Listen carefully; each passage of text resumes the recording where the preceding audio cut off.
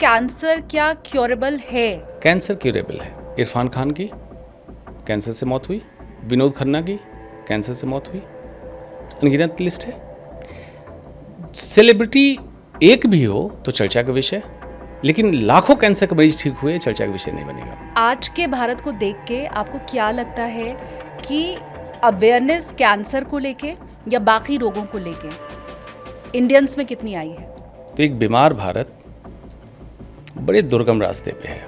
भारत की स्वास्थ्य व्यवस्थाएं वेंटिलेटर पे जा चुकी है। रिसर्च अपना हिंदुस्तान का होना चाहिए क्योंकि आबादी 142 करोड़ क्रॉस कर चुकी है। दवाइयाँ बाहर से मंगवाते रहेंगे, कंट्री का राजस्व आपको दवाई खरीदने में और मशीन खरीदने में जा रहा है।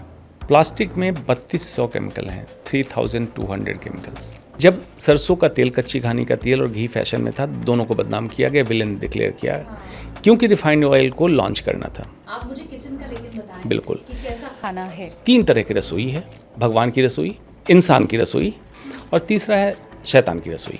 पॉडकास्ट को इसको सुनने के बाद पॉज करें, किचन में जाएं, जो मैं कहता हूँ उस सीक्वेंस में देखना चालू करें। आज के पॉडकास्ट में आपने जितनी चीज़ें हमारे व्यूवर्स को बताई हैं, अगर उसी नक्शे कदम पे हम चलें तो रोग हमसे दूर रहेंगे। रोग आपसे नहीं दूर रहेगा, आपके परिवार से भी दूर रहेगा। बहुत सिंपल फॉर्मूला है, बैक टू बेसिक्स। ये सच बोल रहा हूँ। एक फॉर्मूला देता हूँ, दर्शक आपके इस फॉर्मूले को काटें और हर जगह डिस्प्ले में डाल दें कि हमें इतना करना है। फॉर्मूला है MMMS।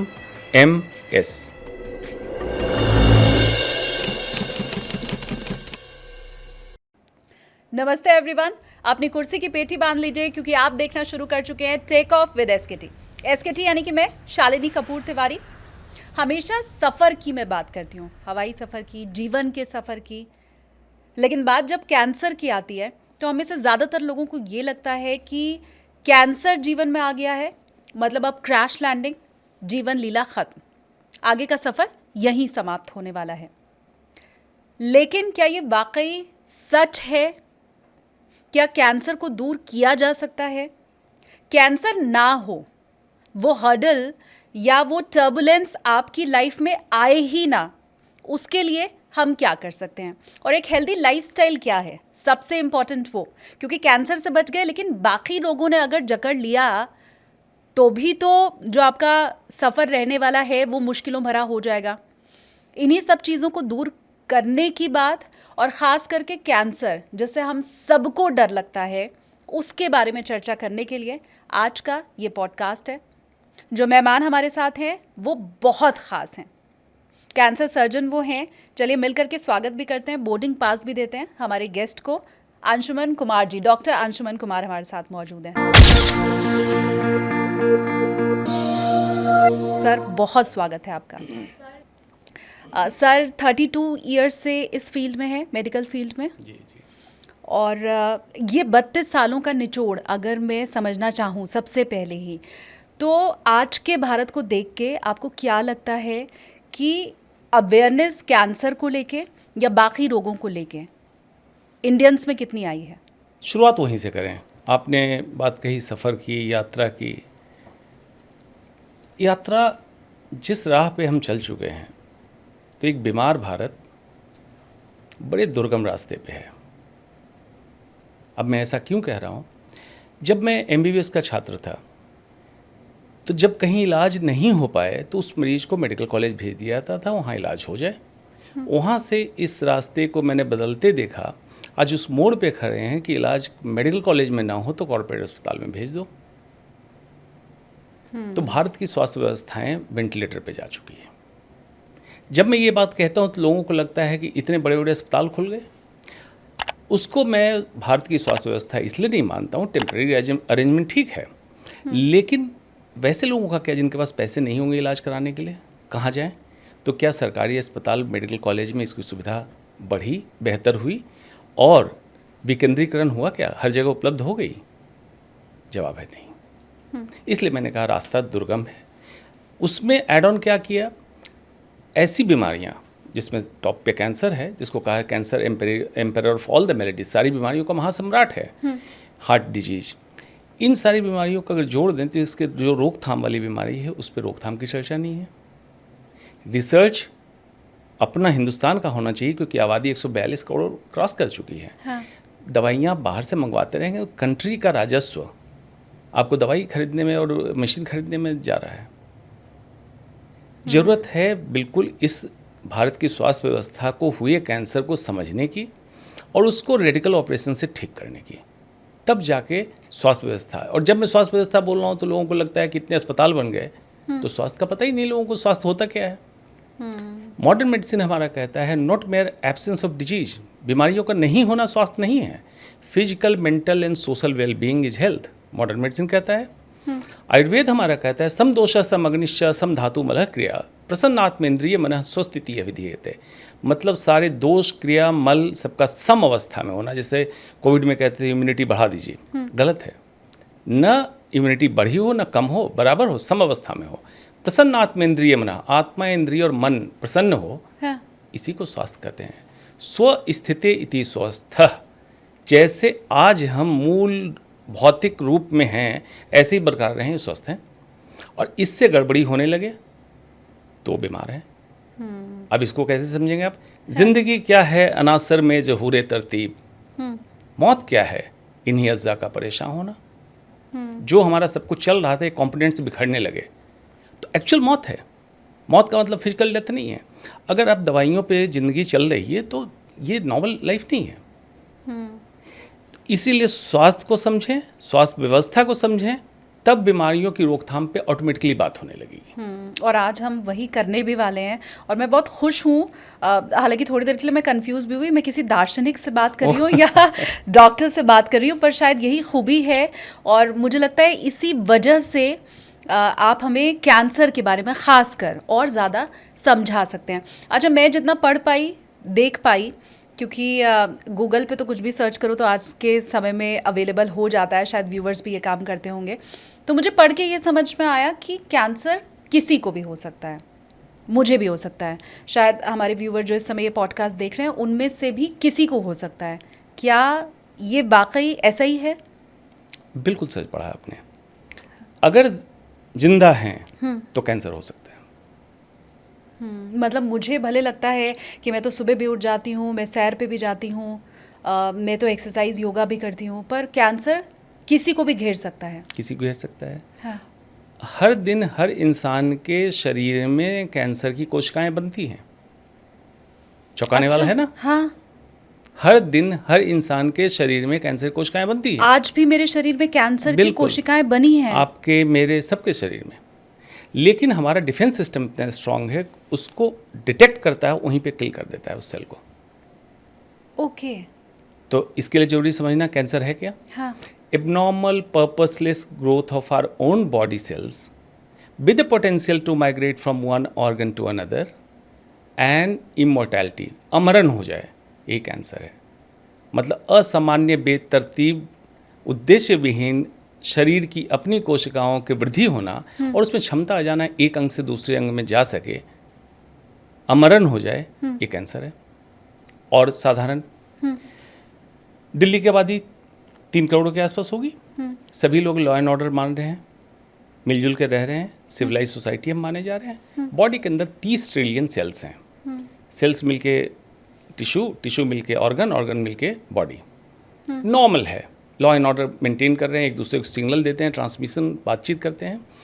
और इन्हीं में से कुछ हमारे बीच के लोग आतंकवादी हो जाएं। क्या करेंगे? अपने लोगों को मारेंगे, एक स्टेट से दूसरे स्टेट जाएंगे, हाँ। एक कंट्री से दूसरे कंट्री जाएंगे, वहाँ भी लोगों को मारेंगे, ये कैंसर है। तो मतलब कहीं से सिग्नल बाहर से मिल सकता है, हाँ। लेकिन शरीर के अंदर की कोशिकाएं ही पनपने लगी और ये अमरण हो गई, एक अंग से दूसरे अंग में जाने लगी, यही कैंसर है। अब सोच रहे होंगे टेररिस्ट कैसे बनता है। हाँ, मैं यही कहने वाली थी कि भाई दिल्ली में हम सब प्यार से और हंसी खुशी रह रहे हैं, अब इमेजिन कीजिए क्यों कोई उसमें आतंकवादी बन जाएगा। एक ग्रुप ऑफ सेल्स, आप उसको प्रताड़ित करते हैं रोज, हाँ। वो विद्रोह में उतरता है, लेकिन जो पुलिस फोर्स है बॉडी के अंदर, डिफेंस सिस्टम, हाँ। वो गश्त में दौड़ रहा है चारों तरफ, पकड़ के उसको डिस्ट्रॉय कर दिया। अब बार बार ऐसे हो रहा, तो इनकी प्रताड़ना बढ़ती गई। इन्होंने एक सिस्टम डेवलप किया, चकमा देना। जैसे कोविड में आपने सुना होगा स्टिल्थ ओमिक्रॉन, चकमा दे रहा था। हाँ। तो कैंसर सेल भी चकमा देना सीख गया, प्रताड़ना बढ़ाते गए। हाँ। इग्नोर किया बॉडी के सिग्नल को। बॉडी हर समय सिग्नल देती है कि ये नॉर्मल अच्छा। हो रहा है, हम इग्नोर कर देते हैं। कुछ नहीं, थकान हो गई होगी, रात को खाना ठीक नहीं हुआ, कुछ भी सिग्नल। मैं और- नोट करती चलूँ, मुझे ये सब पूछना है आपसे। हाँ हाँ, हाँ, नोट सिग्नल करें। सिग्नल देती है बॉडी। हाँ तो अब सिग्नल रीड करना बंद हो गया। हाँ। ये कैंसर की कोशिकाएं इकट्ठा हुई, एक ग्रुप बनाया, ग्रुप बना के अपने हाथ में अच्छे हथियार लिए, जिसका मुकाबला अब आपका defence system means police force नहीं कर पा रही है, और ये पनपने लगा। हाँ। बस कैंसर इतना ही है। अब प्रताड़ना आप किसी की कर रहे हो, अब विद्रोह कुछ भी हो सकता है, जैसे समाज में विद्रोह जाति के नाम पे, धर्म के नाम पे कोई भी विद्रोह हो सकता है। हाँ। सिमिलरली आप किसी भी तरह शरीर पे pollution, smoking, alcohol, abnormal food, मतलब घटिया खाना से पैक्ड खाना मत बोल दीजिएगा अच्छा होता है, घटिया खाना है। तो ऐसे खानों से रोज आप उसको टॉर्चर कर रहे थे, एक दिन विद्रोह इतना बढ़ा, ग्रुप ऑफ सेल्स ज़्यादा बने, कैंसर का रूप ले लिया। ये मैं इसलिए विज्ञान को इतना आसान करके समझा रहा हूँ कि लोगों को लगता होगा cancer is complex. Cancer actually very simple.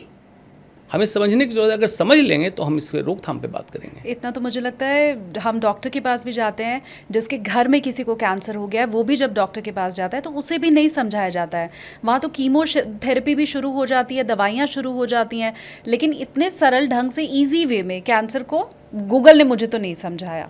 पर मेरा ये बड़ा सवाल है कि हालांकि मुझे लगता है हम आगे इसके ऊपर आएंगे ही, खान पान दुरुस्त कर सकते हैं, हर चीज़ दुरुस्त कर सकते हैं। प्रदूषण, हम तो दिल्ली की ही बात कर रहे हैं, कहाँ बच के जाएंगे? पहाड़ों पे चले जाएंगे तो काम कैसे करेंगे?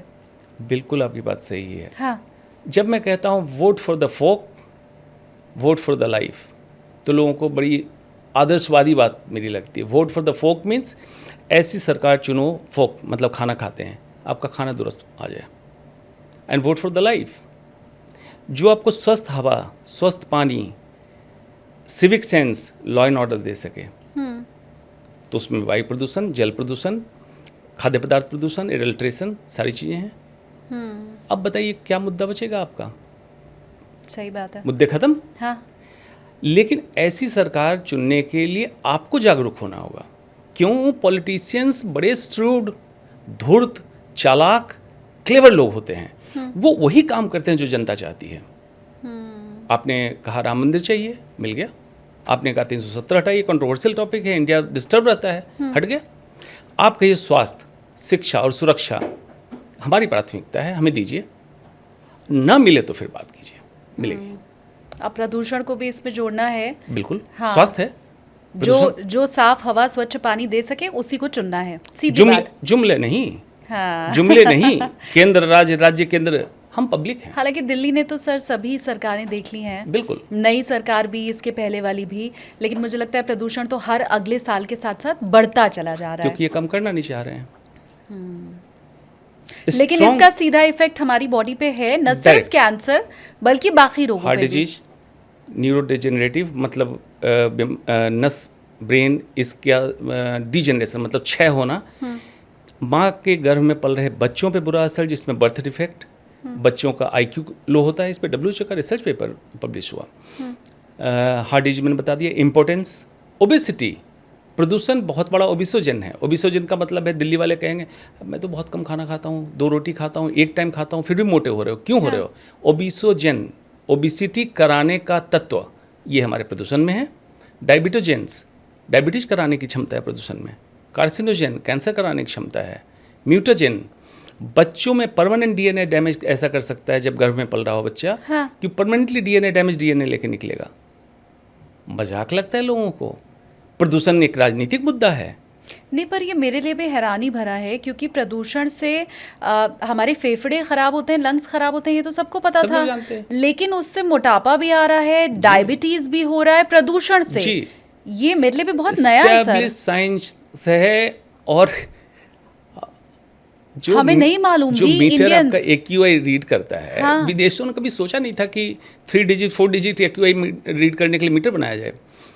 अभी कोविड से जस्ट पहले लंदन का AQI 12 गया, तो सदन में वहाँ चर्चा ब्रिटिश पार्लियामेंट में होने लगा कि भाई 12 AQI पहुँच गया है, कि 50 साल आगे का बताइए क्या प्लान है प्रदूषण कम करने का। माय गॉड, हमारे लिए तो ये शुद्ध हवा है, शुद्ध से भी शुद्ध है। स्तर इतना गिरा दिया गया। महज जिंदा हैं तो शुक्रगुजार रहें कि आप जिंदा हैं। इस लेवल पे लाके छोड़ दिया गया है। तो जब 300 AQI पहुंचता है तो आप खुश रहते हैं कि बेहतर हो गई हवा। अगर खुल जाते हैं वापस से। दिवाली पराली कारण था तो अब तो सुप्रीम कोर्ट ने पटाखे बंद करा दिए, पराली पे कंट्रोल हुआ।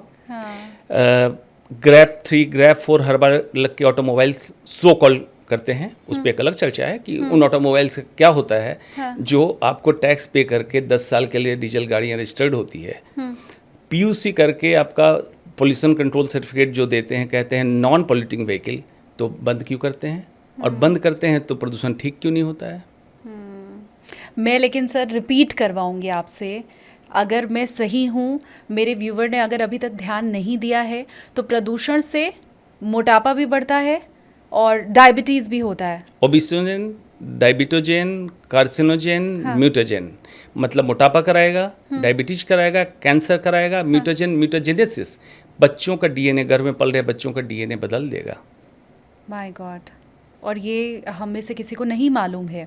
अब यही मेरा वो भी सवाल कि बॉडी सिग्नल देती है, बॉडी सिग्नल फिर हर मामले में देती है, हर रोग के लिए देती है?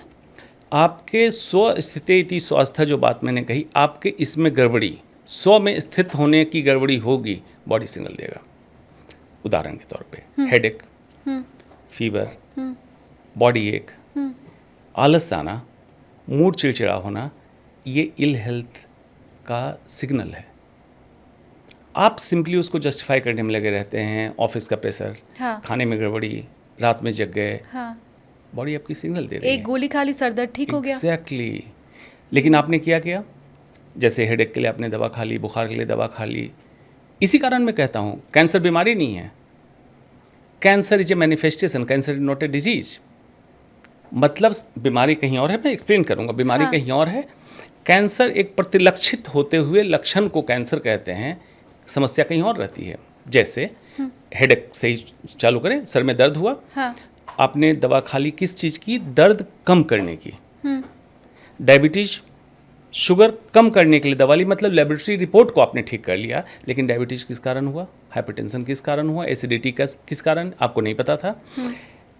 ये ऐसे उदाहरण के तौर पे समझें, कहीं धुआं आपने देखा, धुएं पे पानी छिड़कना शुरू कर दिया कि आग लगी होगी, धुएं पे पानी छिड़क दो।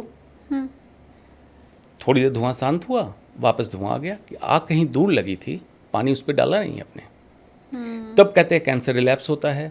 डायबिटीज इरिवर्सिबल है, मतलब कि एक बार डायबिटीज की समस्या होगी पूरी ज़िंदगी रहेगी। हाइपरटेंशन इरिवर्सिबल है। क्यों ऐसा कहते हैं? क्योंकि आपने आग को नहीं बुझाया, धुएं पे पानी डाला था। नहीं, पर क्या ये ऐसा नहीं है, इरिवर्सिबल नहीं है? Diabetes type 2 diabetes, type 1 genetic, जिसमें इंसुलिन डेफिशिएंट होता है। टाइप 2 इंसुलिन रेजिस्टेंस के कारण होता है, ये रिवर्सिबल है। पर ये बातें हमें डॉक्टर्स क्यों नहीं बताते? आपने कहा कि अगर सिर दर्द होता है हम देखिए, गोली फास्ट ले फूड लेते कल्चर हैं। है। हाँ, मरीज को भी जल्दी है, फीस दे दिया, डॉक्टर जल्दी दवा लिख दो। डॉक्टर भी कहता है दवा लो भैया, तुम जाओ। डॉक्टर को जब पता है कि इंसुलिन रेजिस्टेंस है, इंसुलिन कम करने के लिए क्या किया, मतलब एक्सरसाइज को समझाया नहीं समझाया, खाना कैसे खाना है। इंसुलिन स्पाइक, इंसुलिन रेजिस्टेंस इसलिए हुआ, फैटी लीवर हुआ इंसान को। अब जो दवा आपने दी उससे इंसुलिन बढ़ाने की दी। जैसे आज डायबिटीज़ जिसको डिटेक्ट हुआ, नॉर्मल कोर्स में फॉर एग्जांपल, उदाहरण के लिए 1 यूनिट इंसुलिन निकलना था। अब ये 1 यूनिट से काम नहीं चला, पैंक्रियाज जहाँ से इंसुलिन निकलता 2 यूनिट निकालने लगा। अब उस रेजिस्टेंस को क्रॉस करने के लिए 2 यूनिट की आवश्यकता हुई, फिर भी आपको डायबिटीज है। तो डॉक्टर क्या कहता है, अब 4 यूनिट निकालने की दवा देता हूँ या बाहर से इंसुलिन दे देता हूँ। लेकिन इंसुलिन ही कल्पित था। कैसे समझेंगे इसको? ब्लड ग्लूकोज हमारे ब्लड में घूम रहा है। ग्लूकोज एक चोर है, उदाहरण के समझाने के लिए चोर है। इससे आपको खतरा था, आपने लैब में टेस्ट कराया, ग्लूकोज बढ़ा है, आप ग्लूकोज कम करने की दवा लेना चाहते थे। लेकिन आपने क्या किया, चोर को ठीक करने के बजाय एक डाकू को सुपारी दी, डाकू है इंसुलिन, कि तुम ज़्यादा संख्या में गन लेके आओ और इसको चोर को भगा लो।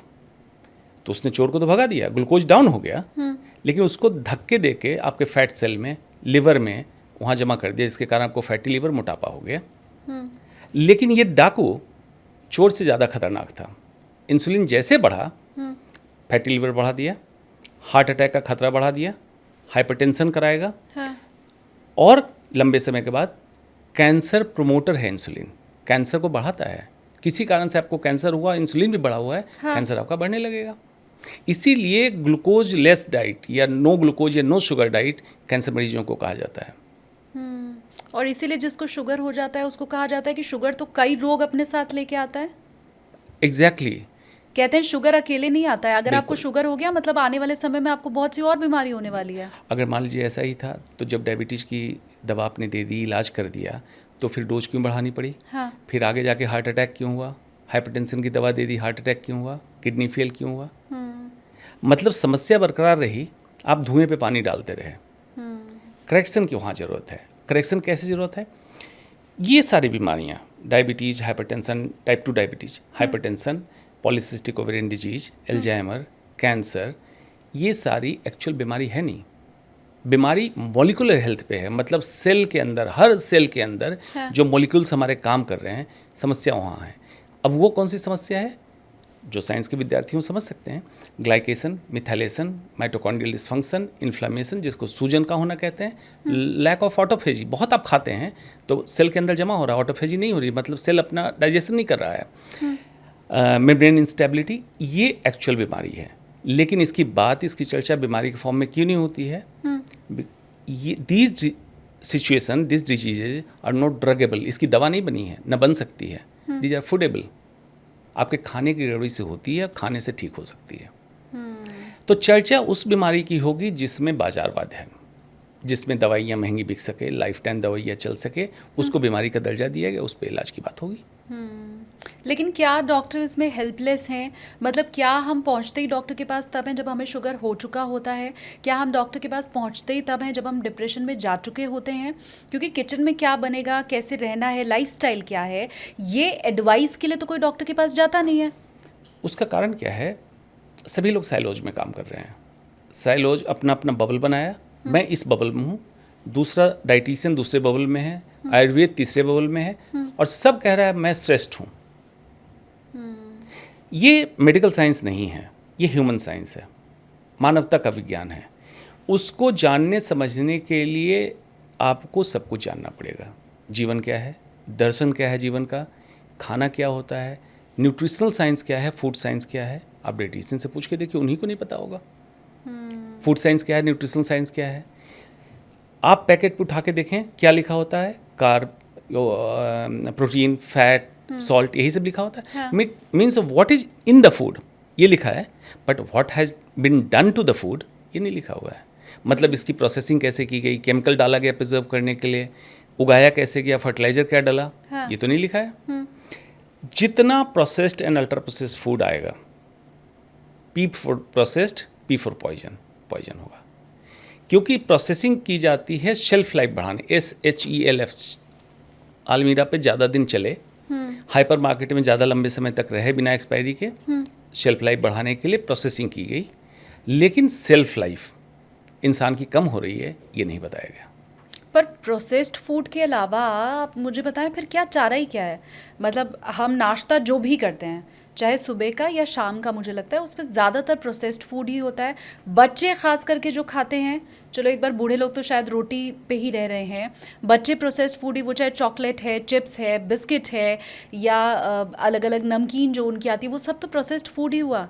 इनफैक्ट आइसक्रीम, अगर मैं गलत नहीं हूँ तो बाजारवाद है। आप कोल्ड ड्रिंक पीते हैं, बच्चों का तो सुबह से शाम तक मुझे लगता है, और लंच और डिनर में तो उनको रोटी ज़बरदस्ती खिलानी पड़ती है। बिल्कुल ये बाजारवाद है। हाँ। जब ब्रेड, जो आज ब्रेड बोलते हैं, जब लॉन्च हुई, मैं मेडिकल कॉलेज में MBBS का विद्यार्थी था, तो ट्रेन से जब क्रॉस करता था तो बेकरी से स्मेल आती थी ब्रेड पकने की। हाँ। तो बड़ी अच्छी स्मेल, बेकरी की स्मेल देखेंगे, सौंधी सौंधी खुशबू रहती है। हाँ। उसके बाद उस समय तक ये मेरे मन में, मैं अपनी बात बता रहा हूँ, ये विचार आया करता था कि ये ब्रेड, मतलब प्रोसेस्ड ब्रेड, वही लोग खाते हैं जो अमीर हैं। वैसे शुरू में ये कॉन्सेप्ट था भी। था। हाँ। धीरे धीरे इस अमीरी कॉन्सेप्ट को आपके कंफर्ट जोन में लाया गया कि अब रोटी आटा कौन लगाएगा, रोटी कौन बनाएगा, पराठे कौन बनाएगा, ब्रेड निकालो सेक के दे दो। हाँ। कंफर्ट जोन बनाने के बाद फिर आप एडिक्ट क्यों हैं? रोटी के लिए कोई एडिक्ट क्यों नहीं हुआ? हर प्रोसेस फूड में शुगर ऐड किया जाता है। कभी भी उठा के देखिए, नमकीन में शुगर है, क्यों है एडेड शुगर? 6 ग्राम एक 50 ग्राम नमकीन पैकेट में। Sugar is addictive, sugar is like alcohol. अगर मैं कहूँ sugar is alcohol for the children, तो एग्जैक्टली यही है। कैसे? Sugar is addictive, alcohol is addictive. हाँ, शुगर से फैटी लिवर होता है, अल्कोहल से फैटी लिवर होता है। शुगर से मोटापा बढ़ता है, अल्कोहल से मोटापा बढ़ता है। शुगर कैंसर का कारक है, अल्कोहल कैंसर का कारक है। पहले फैटी लिवर डिजीज सिर्फ एडल्ट 30 साल 40 साल के लोगों में देखा जाता था, या जो अल्कोहल लेते थे। आज बच्चों में फैटी लिवर है। मतलब बच्चे सिर्फ नशे से झूम नहीं रहे हैं, लेकिन अल्कोहल से होने वाली जितनी भी दिक्कतें परेशानियां हैं वो सब उनकी बॉडी में जाती जा रही है। न्यूक्लियस एकम्बेंस ब्रेन में सेंटर है, amygdala fear centre, nucleus accumbens reward centre. हाँ, जो जो चीज़ें आपके ब्रेन में डोपामिन देती है उसको प्लेजर के फॉर्म में लेते हैं। Sugar, alcohol, scrolling, digital scrolling, drugs, ये सारी चीज़ें डोपामिन रिलीज करती है। हेडोनिस्टिक, इसको कहते हैं हेडोनिज्म, हिंदी है सुखवाद। आप सर्च में गए थे हैप्पीनेस, जिसकी परिभाषा लोगों को पता नहीं है। हैप्पीनेस मतलब आनंद। इसमें ब्रेन में सेरोटोनिन रिलीज होता है। जैसे आनंद की अनुभूति होगी आप स्थिर हो जाएंगे, संतोष की अवस्था में आएंगे, कंटेनमेंट में पहुंच जाएंगे। सेरोटोनिन रिलीज हुआ, सतत यात्रा चलेगी, मंजिल नहीं होगी। आनंद, हैप्पीनेस एथरल होगा हर समय। डोपामिन मीन्स प्लेजर और हेडोनिज्म बॉडीली होगा। बॉडी के किसी पर्टिकुलर सेंटर को आपको मज़ा आ रहा होगा, लेकिन डोपामिन मंजिल मिलेगी, ग्राफ ऊपर गया, फिर क्रैश करेंगे आप नीचे। शुगर जैसे डाउन हुआ, क्रेविंग होगी, दोबारा लेंगे। इसलिए एक किताब बड़ी अच्छी है, दर्शक अगर पढ़ना चाहें, डोपामिन डिटॉक्स, कि किस किस चीज़ से डोपामिन रिलीज कितना टाइम्स ज़्यादा होता है और किस तरह से इंसान मॉलिक्यूल ऑफ मोर, डोपामिन को कहा गया, मोर करके उसमें उलझ के एडिक्ट होता है। आप शुगर एडिक्ट को, जैसे अल्कोहल विड्रॉल होता है, जो शुगर एडिक्ट उसको कहता हूँ जो 24 ग्राम, मेल 24 ग्राम पर डे शुगर से ज़्यादा ले रहा हो। अच्छा, फीमेल 18 ग्राम पर डे से ज़्यादा ले रही हो। तो इतना तो हम चाय में ही ले लेते हैं। Exactly, very good. हाँ, एक नॉर्मल कोल्ड ड्रिंक में 300 ml के कैन में 39 ग्राम शुगर है। 39 ग्राम मतलब डेली रिकमेंडेड इंटेक से कई गुना ज़्यादा एक में। हाँ, और दिन में ऐसे लोग कितने ले लेते हैं? हाँ, ब्रेड में, नमकीन में, हर प्रोसेस फूड में। अब उठा के देखिए एडेड शुगर कहाँ कहाँ है। जब जब एडेड शुगर हम लेते हैं, ग्लाइसेमिक लोड मतलब ब्लड के अंदर ग्लूकोज का लोड बढ़ा, चोर ज़्यादा हो गए, हाँ, तो डाकू और तेज़ी से निकला। वो डाकू देखा कि आपको एक्चुअल जरूरत तो शुगर की है नहीं, उठा के लिवर में डाल दिया, फैटी लिवर। उससे ज़्यादा हुआ, फैट में डाल दिया, आप मोटे हो गए। आप तो कह रहे हैं मैं तो खाना एक ब्रेड एक चाय, हाँ, लेकिन जो ऑफिस में काम कर रहे थे 2 बिस्किट जो आपने खा लिया, उसमें क्या हुआ बीच में? आपने मेल के लिए कितना बताया? 24 ग्राम और फीमेल के लिए 18 ग्राम। तो वो लोग जो शुगर नहीं खाते हैं, मतलब मेरी बहुत से फ्रेंड्स, बहुत कोलीग और मेरे कजन्स हैं जो ये कहते हैं कि हमें बिना शक्कर वाली चाय चाहिए, हम बिना शक्कर वाली कॉफ़ी पिएंगे। ऐसे लोगों वो से भी ये पूछिए जान लें कि ब्रेड खाते हैं? हाँ, मतलब ये मुझे अब समझ आ रहा है कि आप ये जान लें कि अगर आप कोल्ड ड्रिंक भी नहीं पीते हैं, आप डाइट, इवन आप डाइट पे हैं तो भी आप सूखी ब्रेड खा रहे हैं, तो भी आप वो डाइट वाले जो बिस्किट आते हैं आप वो खा रहे हैं, उसमें भी शुगर होता है, if I am not wrong. अब देखिए उसकी कहानी। हाँ, डाइट ... किसी कंपनी का नाम नहीं ले रहा हूँ, हाँ, कोल्ड ड्रिंक किसी भी कंपनी का। तो diet cold drink is half bad as normal cold drink, means it is not good, half bad. Half bad, हाँ। तो डाइट के नाम पे आप बिस्किट, डाइट के नाम पे कोल्ड ड्रिंक, आधा चम्मच जहर खा रहे हैं, पूरा चम्मच नहीं। हाँ। लेकिन साइकोलॉजिकली आप सोच रहे मैं तो डाइट ले रहा हूँ।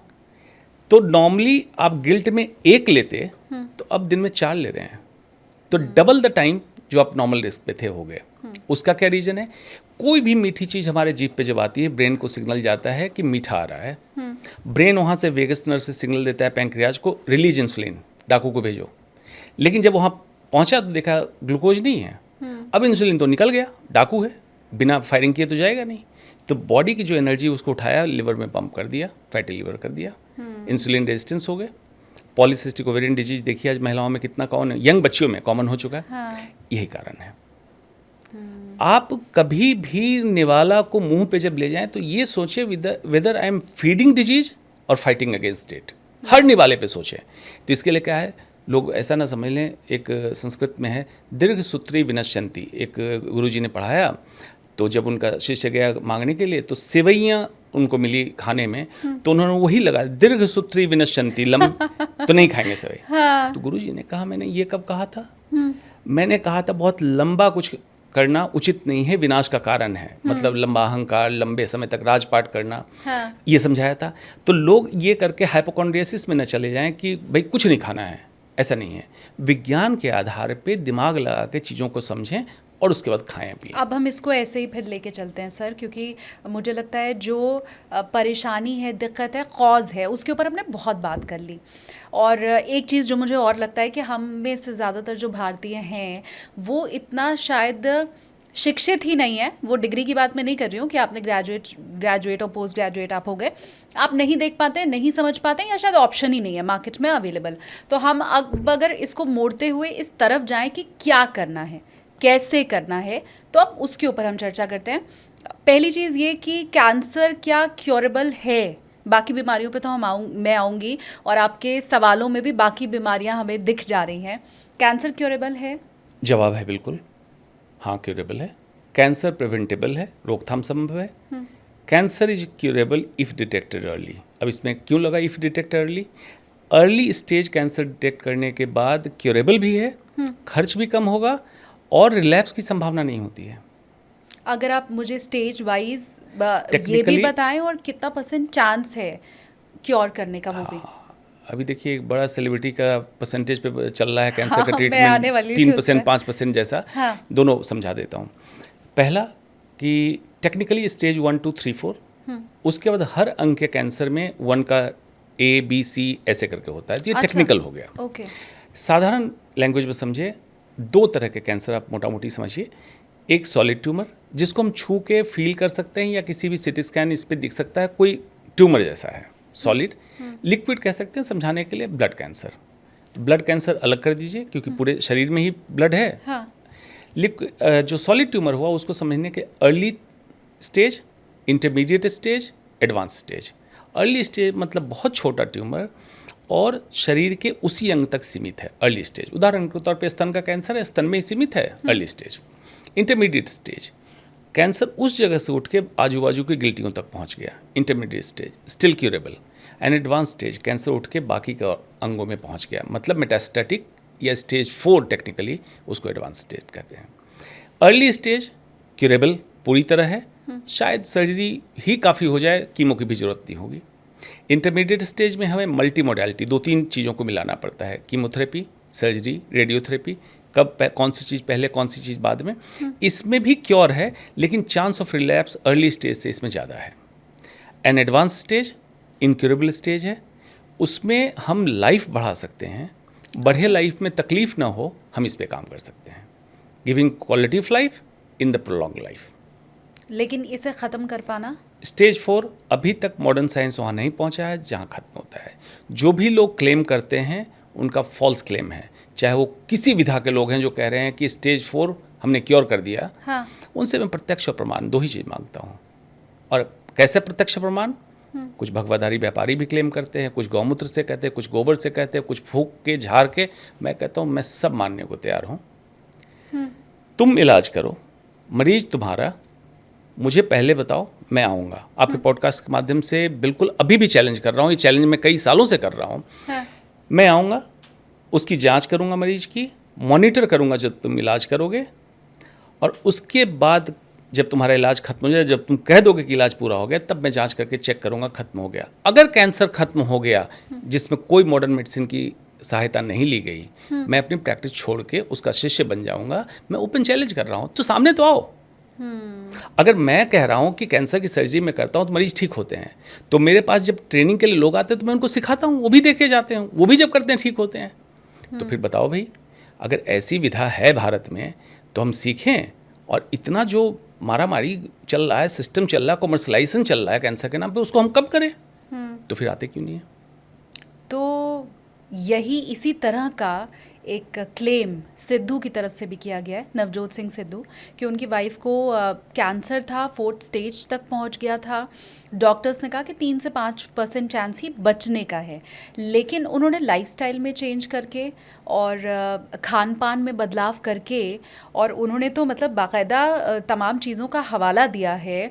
सिद्धू की तरफ से कहा गया कि चाय पूरी तरह से बंद कर दी गई, आधे घंटे बाद नीम और तुलसी के 10-12 पत्ते वो देते थे हमेशा, सुबह 10 बजे नींबू पानी दिया गया, पानी गर्म दिया गया, कच्ची हल्दी दी गई, एक लहसुन और सेब का सिरका डाला गया, सफ़ेद पेठे का जूस दिया गया। अब ये सारी चीज़ें भारतीय हैं, ये कोई डॉक्टर आपको लिख करके नहीं देगा कि आप नीम के पत्ते दें। मतलब ये तो मुझे देख के भी वैसे भी समझ आ रहा है, किसी भी आम इंसान को देख के समझ आ जाएगा।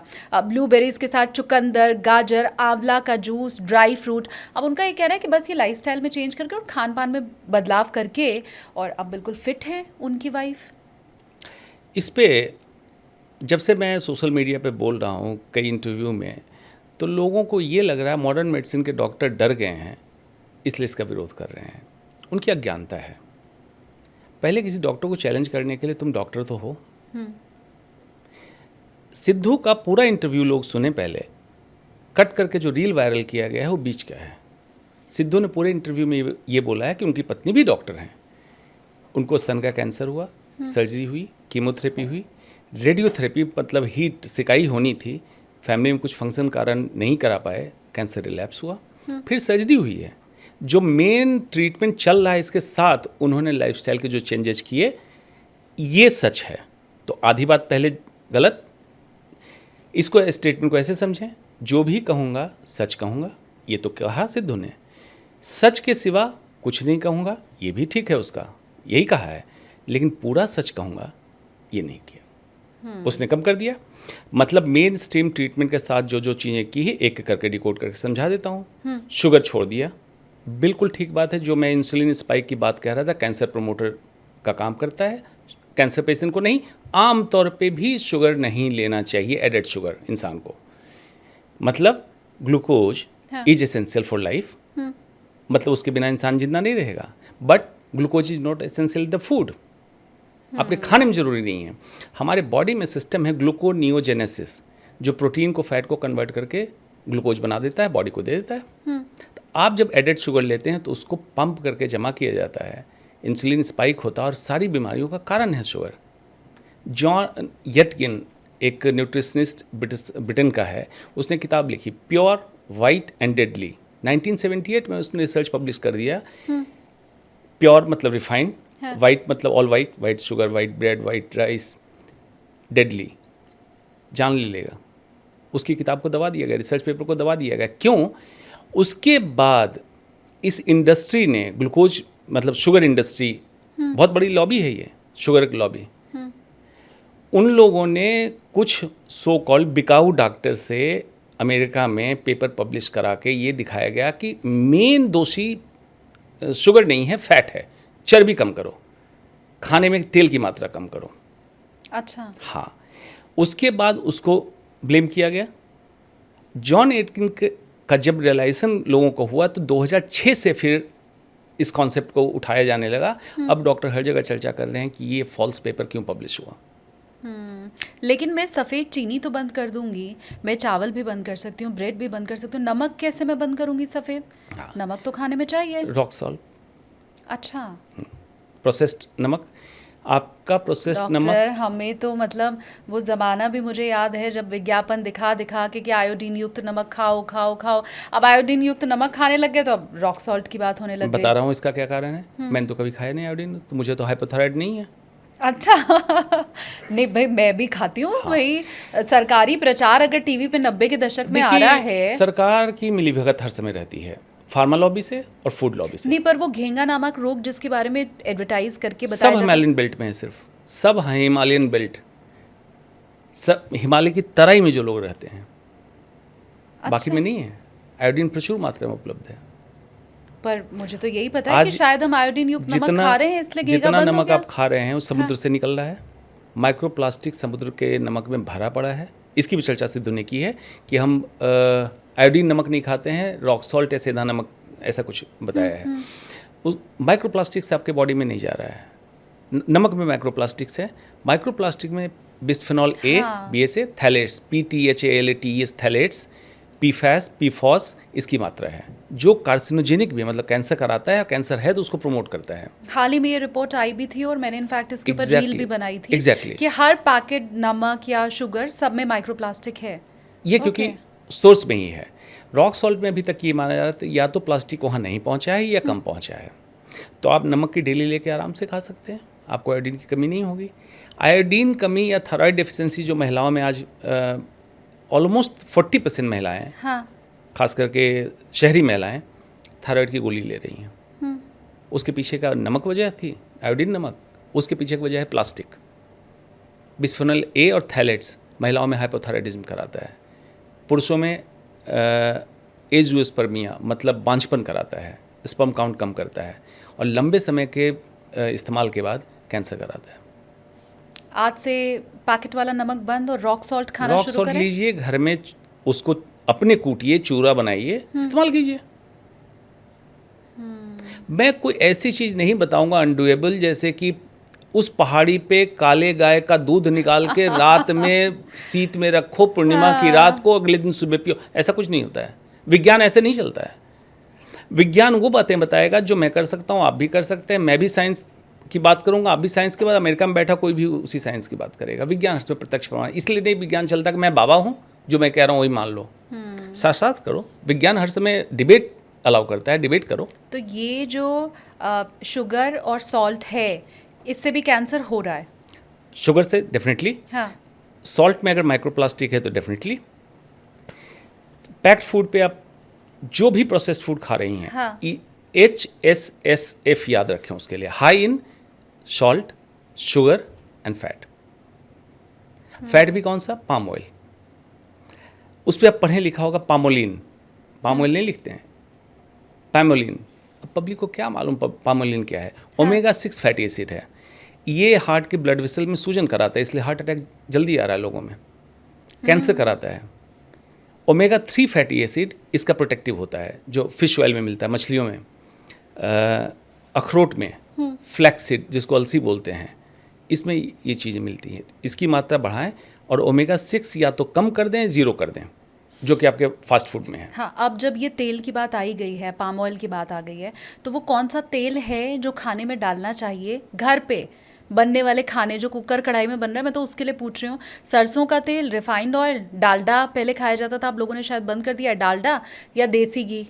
देसी घी भी बाजार में कितना शुद्ध है मुझे नहीं पता। हाँ, उत्तरी भारत के लिए शुद्ध कच्ची घानी सरसों का तेल अपने पिसवा लें, बहुत बड़ी चीज़ नहीं है। वो भी बाजार से नहीं खरीदना। नहीं, और बहुत सिंपल है। तरीका बताऊंगा in due course of podcast में, बताऊंगा कैसे करना है इन चीज़ों को, बहुत आसान है। हाँ। सरसों का तेल और घी, ये ठीक है। साउथ इंडियन इस पे कोकोनट ऑयल पसंद करते हैं, उनके लिए ठीक है। जेनेटिक्स एंड एपिजेनेटिक्स दो चीज़ होती है। जेनेटिक्स जो डीएनए हम कैरी करते हैं, तो मोर और लेस सबका एक ही है, होमोसेपियंस का। थोड़ा बहुत वेरिएशन होता है, इसके कारण कलर, कंपोजिशन, टेक्सचर हम लोग का अलग होता है। एपिजेनेटिक्स, जिस वातावरण में हमारे पूर्वज रह रहे हैं, 4 जनरेशन, 4 पुश्त लग जाता है एपिजेनेटिक्स चेंज होने में। अच्छा, ठीक, और हम तो खराब ही करते जा रहे हैं शायद। बिल्कुल। हाँ। तो साउथ इंडिया के लोग पाम ऑयल के लिए एपिजेनेटिकली कंफर्टेबल हैं, इसको खाते हैं। नॉर्थ इंडिया के लोग सरसों का तेल, घी खाते हैं। अब जब पैक्ड फूड बनाए, सरसों के तेल में बनाए तो साउथ इंडियन नहीं खाएंगे स्मेल के कारण, और नॉर्थ इंडियन अगर कोकोनट ऑयल में बनाए तो नहीं खाएंगे। तो पाम ऑयल इसलिए इस्तेमाल किया था, नंबर 1 चीप है, सस्ता है, कलरलेस है, इसमें कोई रंग नहीं आता है, ऑर्डरलेस है, इसमें कोई खुशबू, न्यूट्रल है। तो न्यूट्रल बेस पे बना दिया, पैकेट बन गया। अब यही पैकेट साउथ इंडिया भेज दो, नॉर्थ इंडिया भेज दो, हर जगह बिकना है। Food industry totally consumer psychology पे काम करती है। कभी भी फूड पैकेट को आपने देखा सफ़ेद और सिर्फ उस ब्रांड का एक नाम लिखा और नहीं होगा, रंगीन, उसमें में विविग्योर स्पेक्ट्रम में VIB रेड सबसे कॉमन होगा, येलो, ब्लू, ऐसे करके। रेड लाइट क्यों रुकने के लिए रेड तय किया गया था? कि ये लाइट दूर से दिखती है रिफ्रैक्शन सिस्टम में। तो बच्चे गाड़ी में जा रहे थे, दुकान पे लटकी रेड पैकेट की चीज़ मिली, बच्चे देख लिए। किसी भी फास्ट फूड के ब्रांड को आप रेड बोर्ड क्यों बनाते हैं? आप दूर से अट्रैक्ट करता है, अट्रैक्ट करें। कंज्यूमर साइकोलॉजी पे काम करते हैं। जब आप वहाँ पहुँच गए तो आपको खाने में ग्लूकोज मतलब शुगर, कोई मीठी चीज़ ना भी पता चले तो सॉल्ट बढ़ा देते हैं ताकि आपको मीठा ना पता चले। आप एडिक्ट हो गए। अब अच्छा फील करके घर लौटे, लेकिन उस सुखवाद में लौटे, हेडोनिज्म में लौटे, हैप्पीनेस में नहीं लौटे। अगले दिन फिर उसी समय क्रेविंग होगी। जैसे ऑफिस में आप काम कर रहे हैं, एग्जैक्टली 3:30, आप 5 दिन 4 बजे कोई एक टाइम मीठी चाय और 2 कुकीज खा के देख लें। छठे दिन से अगर उसी समय तलब ना हो, उसी समय बिना घड़ी देखे आपको क्रेविंग ना हो, यार वो चाय और कुकीज़ मिल जाए ना तो अच्छा रहेगा। नहीं, ये चाय की तलब है या कुकीज़ की तलब है? मीठे की तलब है, न चाय की है न कुकीज़ की है। अच्छा, तभी मम्मी लोग कहती हैं कि ये सिर में दर्द हो रहा है, आज चाय नहीं मिली ना तो सिर में दर्द हो गया। दूसरा मैं जो कहता हूँ इसमें शुगर इज एडिक्टिव, इसका क्या मतलब है, जैसे अल्कोहलिक को अल्कोहल विड्रॉल में डालें तो बेचैन होगा, इरिटेबल होगा, लड़ाई करने को तैयार होगा। जो शुगर एडिक्ट हैं वो जब छोड़ेंगे तो तीसरे दिन सबसे ज़्यादा झल्लाहट होती है उनको, घर में लड़ाई करेंगे, ऑफिस में लड़ाई करेंगे। अगर उनका विल पावर स्ट्रांग है, क्रॉस कर लिए 14 दिन, तब उनको रियलाइज होगा आज तक कर क्या रहे थे तुम। अटेंशन डेफिसिट डिसऑर्डर कराता है शुगर। हाँ। अच्छा, ये ना मेरे कुछ एक सवाल ये सिद्धू वाली बात से रह गए हैं, मुझे लगता है मैं पूछ लूँ, क्योंकि इसमें लिखा हुआ है चाय पूरी तरह बंद, तो क्या चाय से कैंसर होता है? दूध वाली चाय हाँ। स्वास्थ्य के लिए नुकसानदायक है। चाइना कभी 6 महीने पहले एक पेपर पब्लिश, बहुत अच्छा पेपर है। हाँ। चाय, टी लीव्स ऐसा बढ़िया है स्वास्थ्य के लिए। अच्छा। लेकिन टी को दूध में मिला के पीने की परंपरा भारत में ही इतनी कॉमन है, दूसरी जगह नहीं है। Black T, green tea, blue T इस फॉर्म में पीते हैं। ब्लैक कॉफ़ी पीते हैं, भारत में दूध वाली कॉफ़ी चलती है। हाँ। चाय दूध के साथ जब कंबाइन करती, जो तत्व बनाती है हमारे डाइजेशन सिस्टम के लिए ठीक नहीं है। अच्छा, बट ये कैंसर का कारक है? शुगर आप ऐड कर दे रहे हैं इसमें, मल्टीपल इंसुलिन स्पाइक। दूसरा, चाय में क्या है, चाय के लिए कहा है वक्त बेवक्त, हर वक्त इस कम वक्त चाय का वक्त है। तो आपके लिए कोई लिमिटेशन नहीं है। अल्कोहल लेने वाले के है कि शाम के बाद घर जाके लेंगे, चाय तो आप कहीं ले सकते हैं। हाँ। अल्कोहल आप लेते हैं छुपा के लेंगे कि भाई लोग क्या समझेंगे कि चाय शराब तो पिए, ऑफर करके लेंगे। चाय ऑफर करके लेंगे। हाँ। चाय कहीं भी नुक्कड़ पे खड़े होकर पीते हैं आप, तो आप चाय ज़्यादा एडिक्टिव अब होते तो हैं। चाय पे चर्चा भी हो रही है। हाँ। हाँ, चीप पॉपुलर थियरी है। चाय शायद कुछ दर्शकों को पता हो ना पता हो, हिंदुस्तान में चाय की खेती हो रही थी नॉर्थ ईस्ट में। जब तक ब्रिटिशर्स नहीं आए थे चाय कॉमन नहीं हुई थी। ब्रिटिशर्स अच्छे बिजनेसमैन हैं, उन्होंने चाय की पत्ती पहले एक्सपोर्ट किया, यूनाइटेड किंगडम भेजा, फिर देखा इतनी चाय की पत्ती करूं क्या, इंडियन कंज्यूम नहीं कर रहे हैं। इंडिया में कल्चर था सुबह दूध पीने का गुड़ के साथ, तो उन्होंने स्टॉल लगाया, चाय पत्ती रखी, दूध में चाय पत्ती डाली, जिसको अभी भी देखे होंगे पुराने लोग कहेंगे दूध में पत्ती मार दें क्या, ये करके एडिक्ट किया। साथ में पैसे देते थे चाय पीने के। जब आपको आदत लगी तो फिर चाय की पत्ती देने लगे, घर ले जाओ, सबको दूध में डाल के पिलाना। हाँ। और फिर हमारी चाय पत्ती हमारे हिंदुस्तानियों को बेचने लगे। तब से हम एडिक्ट हुए दूध वाली चाय के। और ये नींबू पानी का क्या राज है? 10 बजे सुबह नींबू पानी? नहीं, ये एग्जैक्ट घड़ी से उसका कोई मतलब नहीं है। हाँ। विटामिन सी, जैसे आपने सुना होगा blue zone of the world, 6 blue zone declare किए गए जिसमें सैनिटेरियन 100 साल से ऊपर के लोग ज़्यादा जीवित हैं। उस ओकिनावा जापान में एक छोटा सा गांव है, सबसे ऊपर है। विटामिन सी, उनके डाइट प्लान को जब देखा गया तो प्लांट बेस्ड, मतलब वेजिटेरियन खाना ज़्यादा खाते हैं।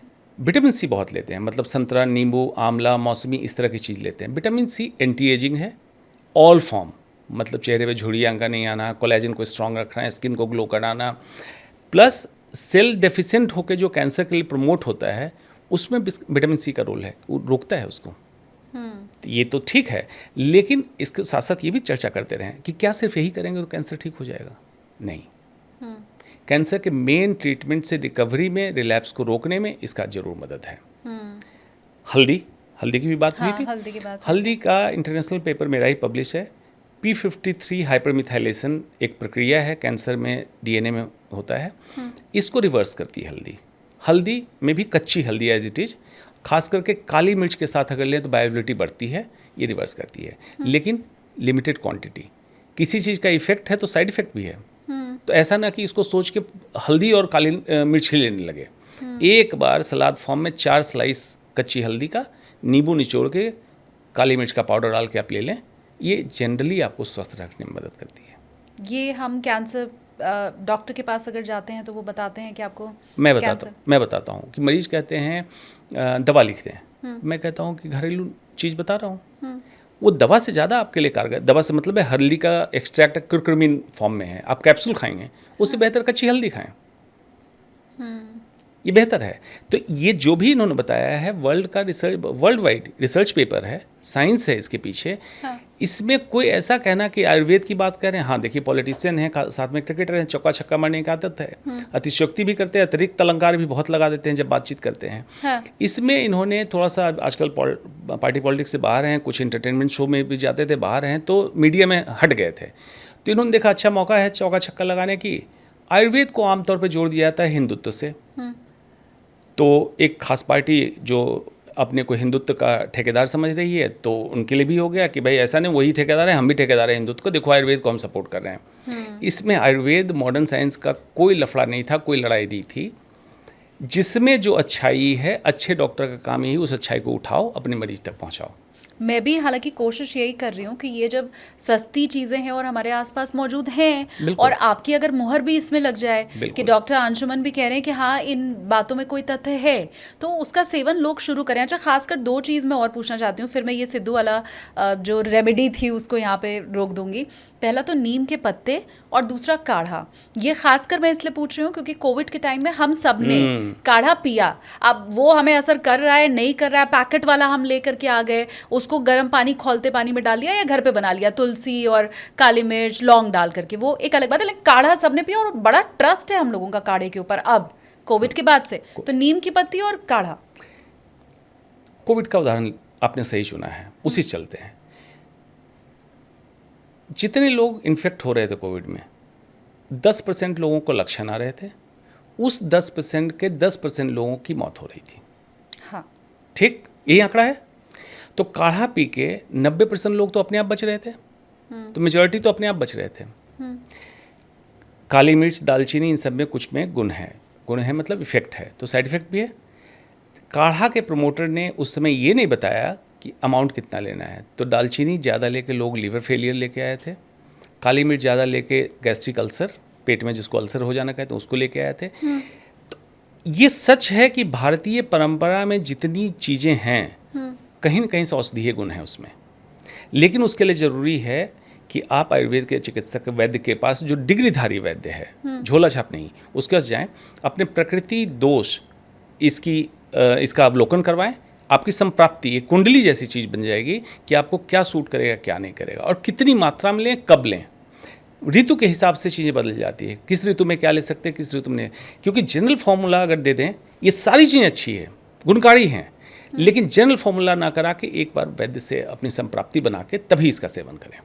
अब आपने ये आयुर्वेद की चर्चा और कुंडली वाली बात जब कर ही दी है, तो मैं वो चीज़ वापस से छेड़ दूं जो बीच में आपने कहा था कि हम कैंसर को मैनिफेस्ट करते हैं।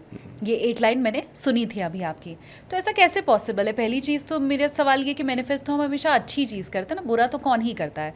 दूसरी बात, बैठे बैठे ये कौन ही सोचता है कि मुझे कैंसर हो जाए, मुझे क्या मतलब मैनिफेस्ट का मतलब तो आप बार बार उस चीज़ का ध्यान कर रहे हो या सोच रहे हो उसके बारे में, तो ऐसा कहाँ होता है? Cancer is a manifestation not a disease, ये मेरा स्टेटमेंट है। मतलब ये है कि समस्या कहीं और हुई, उसका मैनिफेस्टेशन कैंसर के रूप में निकल के आया, एक बात ये है। दूसरी बात कि जो लोग डिप्रेस्ड, एंक्सस, हाइपोकॉन्ड्रियक, मतलब बार बार उनको लगता है मुझे कोई बीमारी तो नहीं हो रही है, एडिक्ट भी होते हैं। इनडायरेक्ट एडिक्ट से मतलब है सिगरेट, शराब, अल्कोहल, कोई भी दवाइयाँ, गांजा, चरस, इस तरह। ये डायरेक्टली इनडायरेक्टली कैंसर का कारक हुआ। दूसरा, जो लोग ऐसे होते हैं एंग्जाइटी, जेलस, इस तरह का नेचर, उनके बॉडी के अंदर oxidative radical, free oxidative radical जिसको कहते हैं ROS, रिएक्टिव ऑक्सीजन स्पीसीज, ये जनरेट होता है। ये DNA को डैमेज करता है और हमारे सेल को एबनॉर्मल, जो मैंने कहा था, कोशिकाओं को प्रताड़ना मिलती है, तो बार बार प्रताड़ना मिलती है। आप कोई भी व्यसन नहीं कर रहे हैं, फिर कैंसर क्यों हुआ? तभी हमने कहते सुना है कि उसने तो कभी कोई बुरी चीज़ को हाथ भी नहीं लगाया, वो तो दारू और सिगरेट भी नहीं पीता या पीती, मतलब महिलाओं की भी अगर हम बात करें, लेकिन फिर भी उन्हें कैंसर हो गया। बिल्कुल, उसमें बहुत सारी वजह है, जिसमें एक वजह है आपका एंग्जाइटी, डिप्रेशन, कॉन्टिन्यूस परसिस्टेंट। देखिए एंग्जाइटी तो सबको होगी, अगर कहा जाए इंसान है और दिमाग है तो एंग्जाइटी होगी, लेकिन वो एंग्जाइटी अगर परसिस्टेंट हो, स्ट्रेस परसिस्टेंट हो, तो रिएक्टिव ऑक्सीजन स्पीसीज जनरेट होगा, जो हार्ट अटैक, हाइपरटेंशन, डायबिटीज और कैंसर का कारण बनेगा। इसमें कोई दो मत नहीं है। और ऐसे लोगों का फूड हैबिट बहुत ख़राब होता है। अच्छा। हाँ, मतलब एबनॉर्मल टाइम पे खाना, रात को नींद नहीं आना, सर्कैडियन रिदम गड़बड़ है, नर्सेज स्टडी हुई यूके में, जिसमें देखा गया जो नाइट शिफ्ट में काम करते हैं, रात में जगी रहती है नर्सेज, उसमें ब्रेस्ट कैंसर का चांस ज़्यादा हुआ। बाद में उस स्टडी को लंबा किया गया, नर्सेज के अलावा लोगों को रिक्रूट किया गया, फिर मेल्स को रिक्रूट किया गया। देखा गया कि मेल फीमेल का चक्कर नहीं है, जो भी सर्कैडियन रिदम, मतलब सूरज जगने पे हमें जगना चाहिए, सूरज के अस्त होने के बाद सोना चाहिए, इसको वायलेट करते हैं, मतलब पूरी रात जगते हैं। और तो ब्रेन का बायोलॉजिकल क्लॉक, एक पिनियल ग्लैंड है, वहाँ पे क्लॉक है, घड़ी है, जो हमें चाहती है घड़ी कि सुबह सूर्योदय के समय जग जाओ, सूर्यास्त के आसपास सो जाओ। वो गड़बड़ हुआ, जिसके कारण न्यूरो हार्मोनल, मतलब ब्रेन से नसें आने वाली, हार्मोनल मतलब हार्मोन सिस्टम गड़बड़ हुआ और कैंसर कराया। तो इस हिसाब से तो पुलिस, मीडिया कर्मी भी रात में जागते हैं, नर्सेज, डॉक्टर, इस पेशे वाले जितने हैं वो लोग हो गए, कॉल सेंटर में काम करने वाले, क्योंकि इन्हें भी रात में जागना पड़ता है। तो ये तो कुछ पेशा ही ऐसा हो गया जिन्हें खास ख्याल रखना है। इन्हीं में नर्सेज स्टडी की गई थी। लेकिन अब ये है कि ऐसे जो रात में जग रहे हैं उनकी लाइफस्टाइल को देखिए, जहाँ रह रहे हैं वहीं पे प्रोसेस्ड फूड मंगा के खाएंगे और टाइम पे खाना खाएंगे। हाँ। आजकल ऐप बेस्ड फूड जो आ रहे हैं, प्लास्टिक कंटेनर में पैक होके गर्म खाना आया। हाँ। बिस्फेनॉल ए, थैलेट्स और लीच किया केमिकल आपके खाने में गया, आप खाना खाया। हाँ। अब चलिए कॉल आ गई, आप उठ के चले गए, खाने को रख दो, दोबारा माइक्रोवेव में गर्म कर दो। हाँ। फिर गर्म हुआ और केमिकल लीच हुआ। तो अब ये तो मैं नहीं कहूँगा अपना पेशा बदल लो। अगर इस तरह का रिस्क है तो बॉडी के डिफेंस सिस्टम को बढ़ाओ। कैसे स्ट्रॉन्ग करोगे उसका मैं बताऊंगा आगे। हाँ। Exercise, good food, mental stuff अपना ठीक करो, इसको करो ताकि अगर कुछ एबनॉर्मलिटी भी हो तो बॉडी डिफेंस सिस्टम से फाइट करके उससे हट जाए। हाँ, लेकिन ये जो हम माइक्रोवेव में खाना गर्म करते हैं और प्लास्टिक के कंटेनर में ही करते हैं, वो जो ऑनलाइन ऐप के थ्रू खाना आता है उसकी मैं बात नहीं कर रही हूँ, लेकिन माइक्रोवेव सेफ प्लास्टिक जो आती है जिसमें हम खाना गर्म करते हैं, हम स्पेशली ख़रीद के ही उसको लेके बर्तन आते हैं बाज़ार से, वो भी कैंसर पैदा करता है। प्लास्टिक में 3200 केमिकल हैं, 3200 केमिकल्स। 1300 केमिकल को कहा गया केमिकल ऑफ कंसर्न, मतलब इसमें कुछ तो है। सिर्फ 40 केमिकल की फुल स्टडी होके आई है। वो जो प्लास्टिक फ्री क्या माइक्रोवेव सेफ प्लास्टिक बोल रहे हैं, हाँ। उसमें क्या 1300 केमिकल की स्टडी हुई? जब प्लास्टिक आया था तो पता था कि इसमें बिस्फेनॉल ए है, ये तो बाद में स्टडी में पता चला। सिमिलरली अगर प्लास्टिक तैयार कर रहे हैं तो बिल्कुल स्वास्थ्य के लिए ठीक हो, अभी नहीं पता है, आने वाले समय में पता चलेगा। बीपीए फ्री प्लास्टिक, पानी बॉटल, बिल्कुल, क्योंकि बीपीए के बाद बिस्फेनॉल ए के बारे में पता चल गया, इसलिए आप कह रहे हैं उसको। Okay. जिस केमिकल का आपको पता ही नहीं है अभी तक, उसके बारे में कहाँ आपने टेस्ट किया? माइक्रोवेव का रिसर्च अभी फाइनल रिपोर्ट आना है, लेकिन माइक्रोवेव का अत्यधिक इस्तेमाल से देख रहे हैं कैंसर बढ़ने का ट्रेंड है। अभी फाइनल रिपोर्ट नहीं आई है। तो जो दर्शक देख रहे हैं उनके लिए ज़रूरी है कि जितना कम हो सके माइक्रोवेव का इस्तेमाल करें, फ्लेम कुकिंग करें, फ्लेम पे गर्म करें। माइक्रोवेव का थोड़ा बहुत इस्तेमाल कर सकते हैं, ऐसा नहीं कि बिल्कुल डर जाना है, लेकिन उसको इनर्ट जैसे कांच के बर्तन में उसमें गर्म करें, ना कि किसी भी फॉर्म बीपीए फ्री या किसी भी प्लास्टिक में गर्म करें। ये 2-3 बदलाव की ज़रूरत है। माइक्रोवेव तो मुझे लगता है आया ही जब से है, तो उसका असल यूज़ हो रहा है खाना गर्म करने के लिए ही। पहले तो गैस पे धीमी आंच पे रख के और खाना मम्मी गर्म करती थी, लेकिन अब माइक्रोवेव का यूज़ ही हर ऑफिस पे माइक्रोवेव रखा हुआ है कि लंच के समय हम जाते हैं और खाना माइक्रोवेव में गर्म करके खाते हैं। इसी के साथ एक चीज़ और, एल्यूमिनियम फॉइल। एल्यूमिनियम फॉइल आपका उसको कहते हैं butter paper, non stick non greasy paper, जिस पे आपका पिज़्ज़ा कवर होके आता है। हाँ। इन सब में इसको कैसे रेजिस्टेंट बनाया गया? ग्रीज फ्री हो, पीफैस कोटिंग की गई, पीफैस लीच करके उसमें जाएगा। अच्छा। एल्युमिनियम टॉक्सिसिटी इटसेल्फ, एल्युमिनियम का बर्तन ही इस्तेमाल होता था पहले, आपको याद होगा, गर्म हाँ। करने में स्लो पॉइजन, हाँ। न्यूरोटॉक्सिक है, बच्चों में मेंटल रिटार्डेशन कराता है। बटर पेपर जो आप फॉइल की जगह रैप करने लगे हैं आजकल, हाँ। वो गर्म खाने में लीच होता है उससे केमिकल। हमें तो यही पता है कि अब एल्यूमिनियम फॉइल पहले आदत लगाई गई, फिर कहा गया कि जी अब इसको छोड़ दो, और फिर कहा गया कि अब ये पेपर यूज़ करो, ये तो अच्छा है। बाजारवाद के सिस्टम को समझना चाहिए। जब सरसों का तेल, कच्ची घानी का तेल और घी फैशन में था, दोनों को बदनाम किया गया, विलेन डिक्लेयर किया, हाँ। क्योंकि रिफाइंड ऑयल को लॉन्च करना था। हाइड्रोजनेटेड ऑयल हर समय इन्फ्लेमेशन कराएगा शरीर के अंदर, इसमें कोई दो मत नहीं है। लॉन्च कर दिया गया। अब तब तक ऑर्गेनिक का कल्चर आया, तो ऑर्गेनिक के नाम पे फिर उसको रिफाइंड को पीछे छोड़ा जा रहा है, ऑर्गेनिक को मार्केट लाना है। एल्युमिनियम फॉयल पहले बेच दिया, जब उस पर चर्चा हुई तो अब बटर पेपर लाना है। मैं वाकई बता रही हूँ आपको डॉक्टर, मैं आज भी यही सोच रही हूँ कि मैं बटर पेपर चूँकि यूज़ कर रही हूँ तो अब तो मैं पेपर यूज़ कर रही हूँ, अखबार वाला कागज़ यूज़ करना नहीं क्योंकि वो इंक्ड है। तो लेकिन मैं तो बिल्कुल सेफ़ हूँ क्योंकि मैं अब एल्यूमिनियम फॉयल यूज़ कर नहीं आप रही हूँ। बताएं कि कागज़ का ग्लास, हाँ, बटर पेपर जिस पे गर्म चीज़ें रख रहे हैं, आप नॉर्मल प्योर पेपर पे रख के आप देखें उसमें क्या पानी टिकेगा? गर्म पानी टिकेगा? नहीं टिकेगा। नहीं। उसके अंदर माइक्रोप्लास्टिक की फिल्म कोटिंग होती है, वैक्स कोटिंग होती है, PFAS कोटिंग होती है, जो non greasy non sticky substance होता है और ये कैंसर का कारक है। इसको कहा है फॉर एवर केमिकल, कयामत से कयामत तक रहने वाला रासायनिक तत्व। एक बार शरीर में आ गया तो निकलेगा नहीं, एक बार वातावरण में चला गया तो ख़त्म नहीं होगा। 1200 साल लगते हैं इसको डिग्रेड होने में।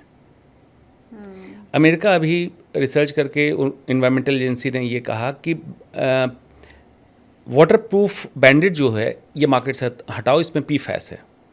क्योंकि उसने वातावरण से वाटर प्रूफ बैंडेड निकाला, देखा इसमें PFAS लीच हो रहा है, ये ख़त्म नहीं हुआ।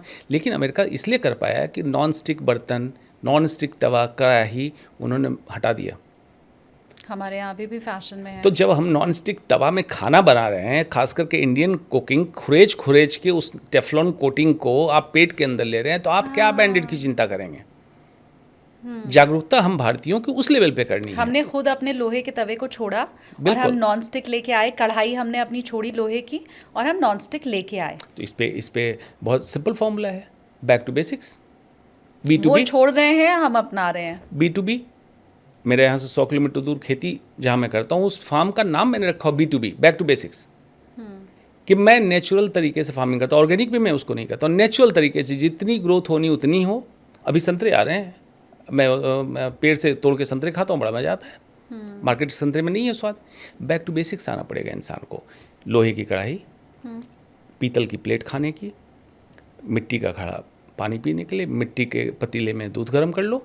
अब आप सोच रहे होंगे हम सोसाइटी में रहते हैं, कैसे होगा? नहीं, वो मैं बाद में आऊंगी। मतलब फ्रिज नहीं यूज करना है। फ्रिज की बात नहीं कर रहा। घड़े में आपने कहा पानी। लेकिन हाँ, मैं तो पता नहीं कितने सालों से फ्रिज का पानी नहीं पिया, मैं तो घड़े का पानी पीता हूँ। अच्छा, मैं स्वस्थ हूँ। नहीं, लेकिन मैं गरीब हूँ, मैं पीतल के बर्तन रख नहीं सकती खाने के लिए। मेरे लिए तो स्टील के बर्तन ज़्यादा सस्ते हैं और मैं यूज़ कर रही हूँ। स्टील का बर्तन कौन इस्तेमाल कर रहा है आजकल? तो लोग प्लास्टिक का इस्तेमाल कर रहे हैं। हाँ, वो तो खैर अलग बात है, लेकिन पीतल तो हर कोई नहीं अफोर्ड कर सकता ना। बिल्कुल, तो पीतल और स्टील में तो स्टील आप इस्तेमाल कर सकते हैं। अच्छा। रिलेटिवली इनर्ट है, रिलेटिवली इनर्ट है। हाँ। पीतल भी रिलेटिवली इनर्ट है। कहने का मतलब मैं प्लास्टिक अवॉइड करने की बात कर रहा हूँ। कोई भी रिलेटिवली इनर्ट मेटल पे आप आ जाएं, बेहतर है आपके लिए। ठीक। एल्युमिनियम ना इस्तेमाल करें, एल्युमिनियम लीच करता है। कांच के बर्तन। कांच के बर्तन कर सकते हैं। कांच के अब बर्तन जब हैंडल ये करना थोड़ा इतनी डिफिकल्ट। किचन की बात हो ही रही है डॉक्टर, तो किचन के जो फूड हैं, जो खाना हम बना रहे हैं, अगर उसके ऊपर भी आप बताएं। और उस पर भी आने के पहले मैं वापस से अपने व्यूअर के लिए पूछना चाहूँगी कि हमने जितनी भी अभी तक चर्चा की है, वो चाहे प्रोसेस्ड फूड है, घर का एल्यूमिनियम फॉयल या बर्तन या आयुर्वेद, इन सब से जो कमियां आपने बताई हैं, उनसे कैंसर भी हो रहा है, बाकी रोग भी हो रहे हैं। बिल्कुल। ये जो रास्ता है, शुरुआत आपके पॉडकास्ट से उससे हुई थी, सफ़र और यात्रा की। रास्ता एक ही है, मंजिल अलग अलग है। किसी की छोटी मंजिल होगी तो हाइपरटेंशन हो जाएगा, उससे आगे की मंजिल हार्ट अटैक, उससे आगे की मंजिल डायबिटीज, उससे आगे की मंजिल कैंसर। ये रास्ते और सफ़र से एक और सवाल मेरा है, वो लेकिन मैं बाद में पूछूंगी। आप मुझे किचन का लेकिन बताएं। बिल्कुल। कि कैसा खाना अब है। इसको फूड को ब्राज़ील का classification, Nova classification, Nova NOVA, processing of food 1 2 3 4, 3 4 को processed and ultra processed food कहते हैं। भारतीयों के लिए, साधारण के लिए मैं एक परिभाषा देता हूँ। 3 तरह की रसोई है। भगवान की रसोई, जिसको आप प्रकृति ने जैसे जो उपजा के दिया, आप एज इट इज खा सकते हैं। फल फूल सब्जियाँ आपको स्वस्थ रखेगी, अनलेस कि उसको बहुत ज़्यादा कीटनाशक और इसका प्रयोग ना कर दिया हो। इंसान की रसोई, शुद्ध भारतीय रसोई, उसमें बनने वाला खाना इंसान की रसोई है। और इसको मैं थोड़ा डिटेल में बताऊंगा, जैसे अपने रसोई का पूछा कि हमारी रसोई कैसी होनी चाहिए। और तीसरा है शैतान की रसोई। जितने packed, processed and ultra processed food रंग बिरंगे हरे नीले डब्बे में, हरे नीले पैकेट में आ रहे हैं, वो शैतान की रसोई है, आपको बीमार करेगी। P for processed, P for poison। अब चलिए बीच वाले पे आते हैं, इंसान की रसोई। हाँ। डुएबल, करने योग्य। पॉडकास्ट को इसको सुनने के बाद पॉज करें, किचन में जाएं, जो मैं कहता हूँ उस सीक्वेंस में देखना चालू करें। फ्रिज खोलें, खाना प्लास्टिक के बर्तन में रखा हुआ है, ये करना शुरू करना है आपको, जैसा डॉक्टर अंशुमन बता रहे हैं। हाँ। पानी की बोतल प्लास्टिक की फ्रिज में आपकी है, कोई चीज़ जो बच रही है उसको बटर पेपर में रैप करके आपने रखा हुआ है।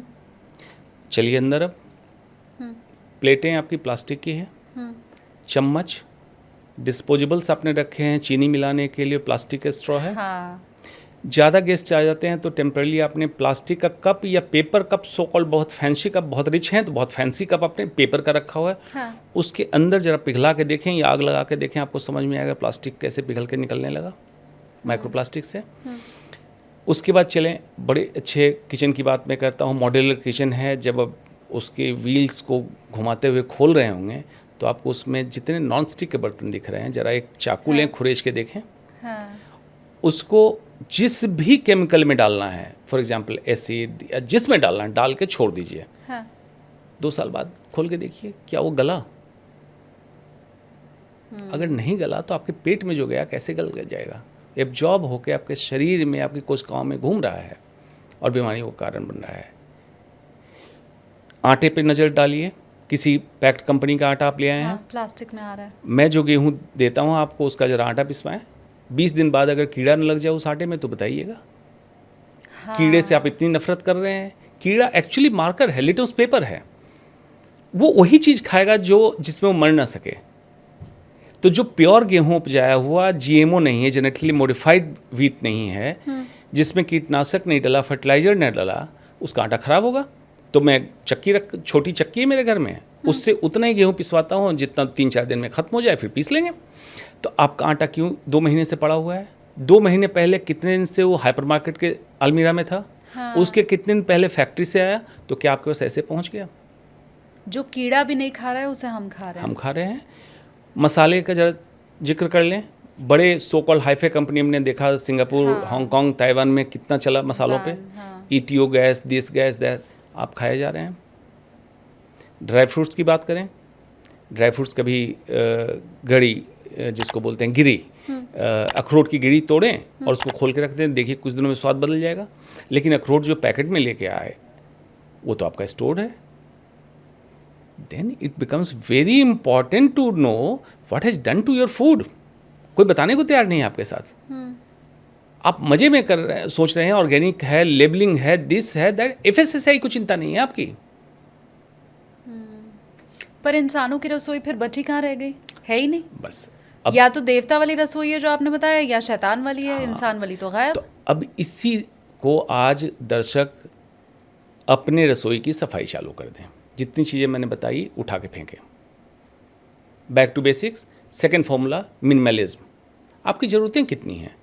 इंसान की ज़रूरतें कितनी कम है, ज़रा सोचिएगा ध्यान से। मन की शांति, सुपाच्य भोजन और चैन की नींद। बाकी के मेहनत और मुशक्क़त दिखावे के सामर्थ्य इकट्ठा करने में जाया करते हैं। ज़रूरतें बहुत सीमित, ज़िंदगी बहुत कम है। तो आप अपनी ज़रूरतों को तय करें। हाँ। कितना महीने का चावल, महीने का गेहूं या आटा कितना, दलहन की सारा। 10 फैमिली आप जुड़े।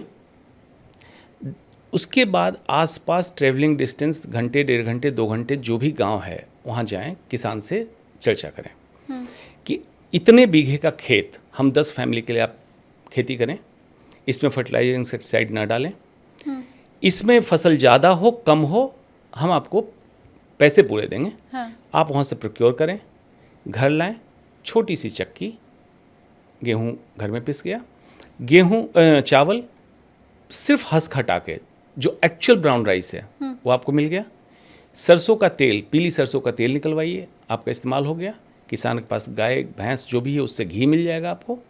दलहन किसान आपके लिए कर देगा। सब्जियां आसपास कहीं उपजा लीजिए, इतनी ज़रूरत है। अब आप सोच रहे हैं कि ऑफिस करें कि इधर जाएं, अनडुएबल बता रहे हैं, आइडियलिस्टिक बता रहे हैं, लेकिन डुएबल नहीं है। 10 फैमिली मैंने कही है, 10 फैमिली कभी जो कोई चला गया, कभी Exactly. कोई चला गया। हाँ। महीने में शायद आपका टर्न आए ना आए। एक फैमिली इस बार गई, आपका 10 महीने बाद नंबर आने वो तो वाला। पिकनिक बनाने भी वहाँ पे जा सकते हैं। पिकनिक बनाने जा हाँ। सकते हैं। सेहत चाहिए तो फिर इतना तो करना होगा। भाई अपने लिए नहीं करेंगे तो किसके लिए करेंगे? या दूसरा तरीका है, जितना समय बचा के आप चाह रहे हैं मैं थोड़ा और कमा लूँ, वो पैसा आपका वेंटिलेटर पे खर्च होने वाला है, कॉर्पोरेट अस्पताल में। तो थोड़ा इसी को कर लीजिए एंजॉय। गांव जाइए, गांव से सामान लेके आइए, पिकनिक करके आइए, बॉन्डिंग भी बढ़ेगी, हाँ। अच्छा खाना भी मिलेगा आपको। अब देखिए, हमने किचन की भी बात कर ली है, बाहर जो मिलने वाला खाना है, मतलब हमने इंसानी किचन, शैतानी किचन और दैवी किचन सब की बात कर ली है। अब अगर मैं वापस रोग के ऊपर आऊँ, ट्रीटमेंट के ऊपर आऊँ, खर्च के ऊपर आऊँ, तो हम उस पार्ट पे भी एक बार बात कर लें। मैंने हमेशा ये सोचा है, शायद मेरे साथ साथ मेरे व्यूवर्स भी सोचते होंगे, कि जब हम देखते हैं कि किसी सेलिब्रिटी को कोई रोग हो गया है तो वो ठीक हो जाता है और वो हीरो बन के हमारे सामने आता है और उदाहरण दिया जाता है कि भाई वो ठीक हो सकता है तो तुम भी हो सकते हो। हम युवराज सिंह की बात कर लें, सोनाली बेंद्रे की बात कर लें, मनीषा कोइराला की बात कर लें, हाल फिलहाल में जिन लोगों को अभी कोविड कैंसर है उनकी हम बात कर लें, तो वो हमेशा ठीक हो जाते हैं। एक आम आदमी और एक आम फैमिली में जब कैंसर आता है तो उनकी ज़मीन बिक जाती है, जायदाद ख़त्म हो जाती है, लेकिन कैंसर ख़त्म नहीं होता। मैंने अपने सामने देखा है बहुत से लोगों को कैंसर से जाते हुए। ऐसा क्यों होता है? पैसे वालों का ही कैंसर ठीक होगा?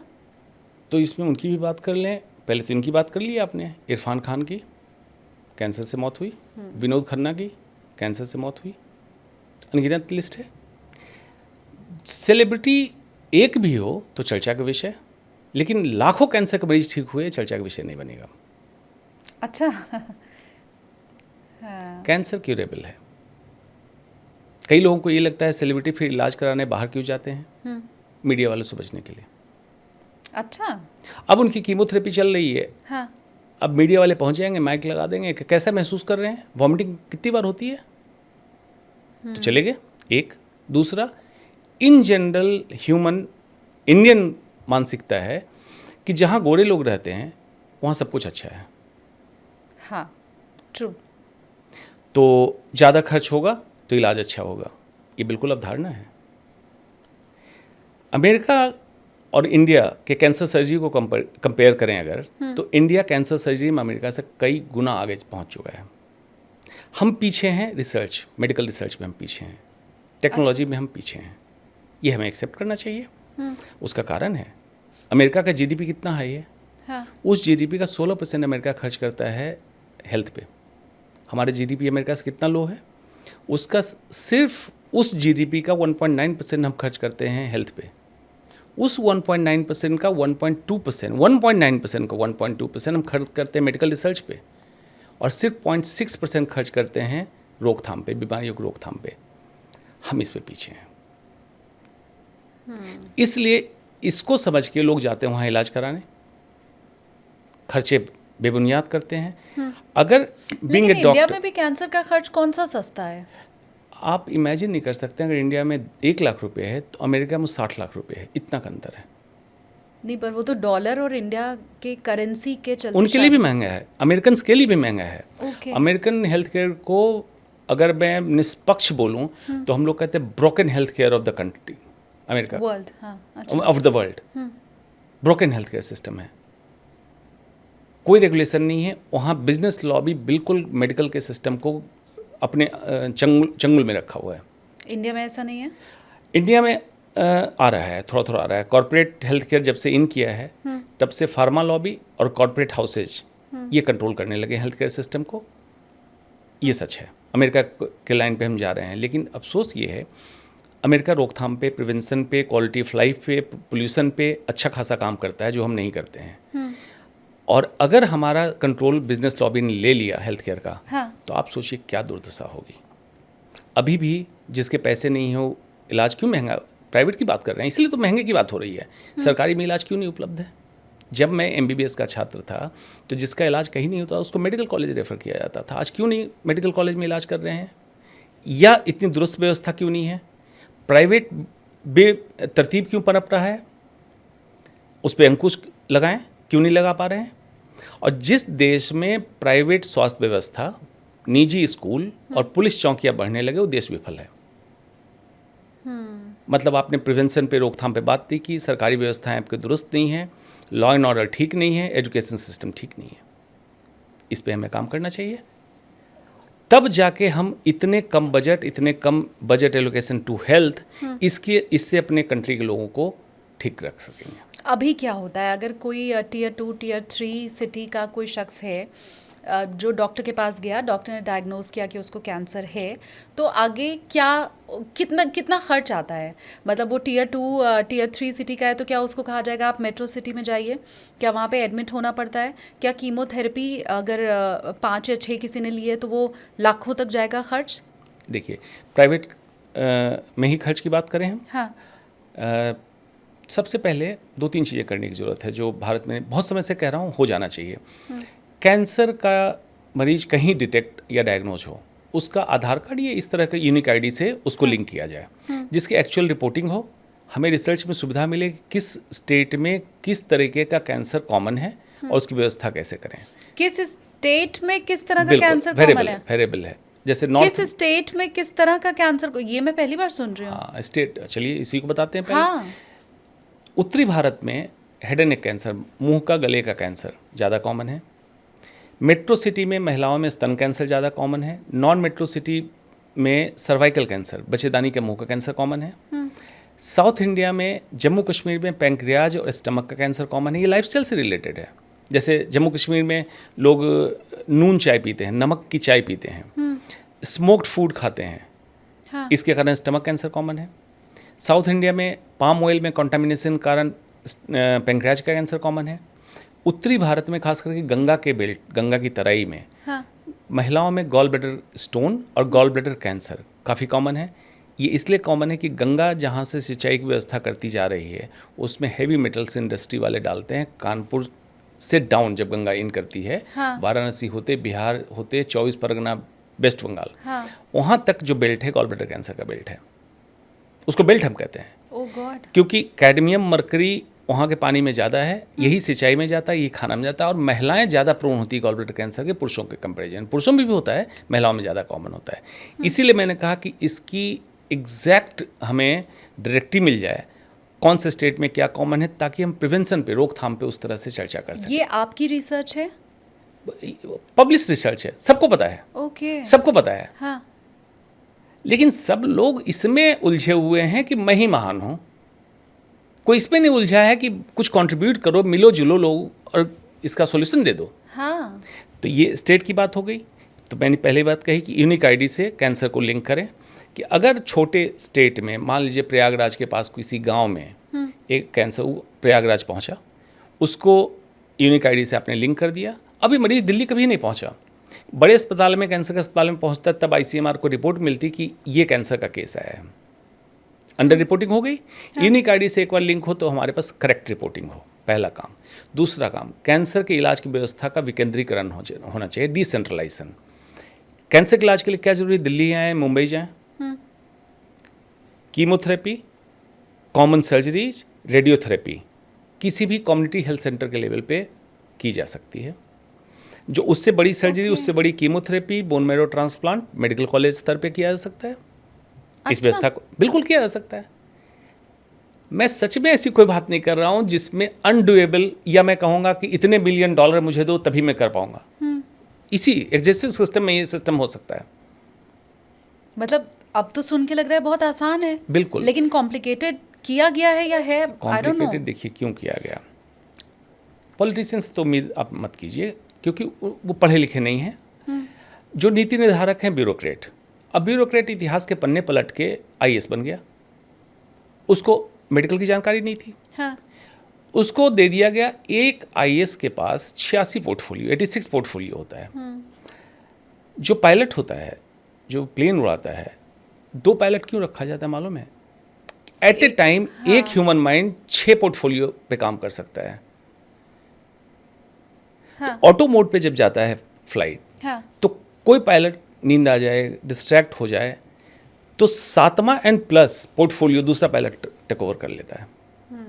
तो 86 पोर्टफोलियो, कौन सी विलक्षण प्रतिभा लेके आईएएस ऑफिसर आया जिसको 86 पोर्टफोलियो देकर डीएम बनाते हो? हाँ, वही निर्धारण करता है। कोविड के टाइम भी आपने देखा था, रेमडेसिविर किसको लगेगी, बैरिकेड कहाँ लगेगी, डिसीजन कौन कर रहा था? डीएम। और रेमडेसिविर से इनफैक्ट कितना नुकसान भी हुआ है, हर कोई भाग रहा था लेने के Exactly. लिए, और बाद में डॉक्टर्स ने कहा इसकी ज़रूरत तो नहीं स्वास्थ्य थी। की नीति बना रहा है IAS ऑफिसर, पास कर रहे हैं ये, तो आप कहेंगे डॉक्टर भी तो इन्वॉल्व हैं, कुछ लोग हैं, वो डॉक्टर नहीं बचे, जो ऊंचे पोस्ट पे जाके बैठ गए हैं वो नेता हो चुके हैं, चाटुकारिता करके उनको पोस्ट मिली, उनको कोई फ़र्क नहीं पड़ता स्वास्थ्य व्यवस्थाओं की हालत क्या हो। इसके लिए मेरा रिकमेंडेशन में होता है, जैसे IAS इंडियन एडमिनिस्ट्रेटिव सर्विस है, IPS इंडियन पुलिस सर्विस है, IRS रेवेन्यू सर्विस है, IMS होना चाहिए इंडियन मेडिकल सर्विसेज। हर डॉक्टर को उस एग्ज़ाम को पास करना पड़ेगा, उसका डॉक्टर चॉइस पूछा जाए कि तुम क्लिनिकल काम मतलब मरीज देखने का काम करना चाहते हो या एडमिनिस्ट्रेशन में जाना चाहते हो। एडमिनिस्ट्रेशन में जो जाएगा वही joint secretary principal secretary health बने और वो नीति बनाए। मैं तो यही उम्मीद कर रही हूँ कि आपकी आवाज़ पहुँचे, ऊपर तक पहुँचे और ये कदम उठाए जाएं। ऊपर तक पहुँचे ना पहुँचे, मैं तो उनको ऊपर नहीं मानता हूँ, वो तो याचक हैं, वो तो भीख मांगते हैं, हर 5 साल में भीख मांगने आते हैं। बात हमारी पहुँचनी चाहिए पब्लिक तक। पब्लिक जिस दिन समझ जाए कि एक्चुअल ज़रूरत ये है, तो सच में ये समाधान पे हम बहुत जल्दी पहुँच जाएंगे। अदरवाइज आँखों के सामने से ये दृश्य निकलता जा रहा है, हम चलचित्र की तरह देख रहे हैं, चित्र जो चल रहा है हम देख रहे हैं, मूक दर्शक बने हुए हैं। अब मुझे एक बात आप और बताएं कि आज के पॉडकास्ट में आपने जितनी चीज़ें हमारे व्यूवर्स को बताई हैं, अगर उसी नक्शे कदम पे हम चलें जितना संभव हो सके कम से कम, तो रोग हमसे दूर रहेंगे। रोग आपसे नहीं दूर रहेगा, आपके परिवार से भी दूर रहेगा। ये सच बोल रहा हूँ, विज्ञान की बात कर रहा हूँ, मैं साधारण भाषा में बोलता हूँ, इसलिए इसका मतलब नहीं, इसके पीछे बहुत बड़ा रिसर्च, एक एक रिसर्च बता ये तो बहुत अच्छी बात है, डॉक्टर्स की तो भाषा हमारे सिर के ऊपर से निकलती है, उनका लिखा हुआ भी प्रिस्क्रिप्शन भी और जो वो बताते हैं वो भी। तो आपकी तो बहुत ईजी लैंग्वेज है। आपके घर से, रसोई से और आपके यहाँ से एक फॉर्मूला देता हूँ, दर्शक आपके इस फॉर्मूले को काटें हाँ, और हर जगह डिस्प्ले में डाल दें कि हमें इतना करना ये है। कैंची लेके तैयार हो जाओ अब। हाँ, आपके जीवन में इस सब कुछ का सारांश उसी में आ जाएगा। फॉर्मूला है MMMS, 3MNS। क्या क्या आपको ध्यान देना है? फर्स्ट M मील, जो भी आप मुंह से लेते हैं उसको आज से जज करना चालू करें, ठीक है। खाने और पीने दोनों की चीज़। तो क्या करना है आपको? रॉ खाएं, रियल खाएं। कोशिश करें कि जितना रॉ जो चीज़ें मैंने समझाई ये हो, और रियल मतलब प्रोसेस्ड एंड अल्ट्रा प्रोसेस्ड ना हो। ठीक है। रीजनल खाएं, सीजनल खाएं, जिस क्षेत्र में आप रहते हो उस क्षेत्र की चीज़ खाएं। इंडोनेशिया की कीवी मंगा खा के आप स्मार्ट ना बने। हाँ, केमिकल डाल के ही आपके तक पहुंचाया जाएगा, अदरवाइज कीवी कैसे प्रिजर्व होगी? ठीक बात। सीजनल खाएं, जिस सीजन में अमरूद का सीजन है अमरूद खा लें, पपीते का सीजन है पपीता खा लें। अभी जिस सब्जियों का सीजन है वही खाएं। किस लिए आपको स्मार्ट बनना है कि आप 600 रुपये किलो की सब्जी खरीद के स्टेटस सिंबल बना रहे हैं? आप स्वस्थ रहिए। Wholesome food for wholesome health, as it is. गेहूँ चावल दलहन एज इट इज, बेवजह को उसको रिफाइन कराने के चक्कर में ना पड़े। रिफाइन मतलब नहीं खाएं कोई भी चीज़, रिफाइंड ऑयल, रिफाइंड नमक, रिफाइंड चीनी, कुछ नहीं। ज़्यादा हाइपोकॉन्ड्रियक ना बने ऑर्गेनिक के चक्कर में। लेवलिंग और इनसे से ऑर्गेनिक नहीं होती चीज़ें। जो तरीका मैंने बताया direct procurement from the farmer, उसकी कोशिश आज से चालू करें आप। मील, जूस, एनर्जी ड्रिंक, मीठी चीज़ें पीने वाली हटा दे लाइफ से, जिसमें मीठी चाय भी है आपकी। मील। अब खाने को कैसे खाएं? ईटिंग विंडो 6 से 8 घंटे में सारा खाना आपका खत्म हो जाए। उदाहरण के तौर पे मैं अपना ही बता देता हूँ। मैं एक मील लेता हूँ सुबह 9 बजे, हाँ, मील प्रॉपर। दूसरा मील लेता हूँ 2 बजे, बीच में कुछ नहीं लेता हूँ, और 2 बजे के बाद भी कुछ नहीं लेता हूँ। अच्छा। भूख नहीं लगती है। पहले आपके दिमाग में ही सवाल, दर्शकों के दिमाग में ही सवाल हो रहा होगा, हाँ, क्योंकि इतने साल की आदत आपकी लगी हुई, इतने पुस्त की आदत लगी हुई है, शाम को खाना खाएंगे, इसलिए आपको भूख लग रही थी। नहीं नहीं नहीं नहीं नहीं नहीं, मैं तो क्लियर करूँगी। हमें डॉक्टर ये कहते हैं, मुझे बहुत ज़्यादा गैस की प्रॉब्लम होती है, तो मुझे डॉक्टर ये कहते हैं कि आप हर थोड़े थोड़े 2-2 घंटे पे थोड़ा थोड़ा कुछ खाते रहो। एक साथ बड़ा सा ज़्यादा सा खाने की ज़रूरत नहीं है। हर वो शुगर पेशेंट को डॉक्टर ये कहता है कि आप हर 1 घंटे 2 घंटे पे थोड़ा थोड़ा थोड़ा थोड़ा कुछ कुछ खाते रहो, और आपको एक साथ पूरा खाने की जरूरत। तो हमें तो आदत पड़ गई है 2 घंटे में कुछ खाने की। वैसे डॉक्टर को दोबारा पढ़ने की ज़रूरत है। अच्छा। मैं विज्ञान समझा देता हूँ, हाँ। आपको समझ में आ जाएगा। हाँ। एसिडिटी हो रही है, एसिडिटी मतलब क्या है? स्टमक से एसिड निकल रहा है। हाँ।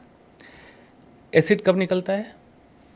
वेगल, गुस्टैटरी एंड गैस्ट्रिक, 3 फेज है। बड़ी सिंपल लैंग्वेज में समझा दो। वेगल, आपने सोचा खाना बहुत अच्छा था, एसिड निकल गया।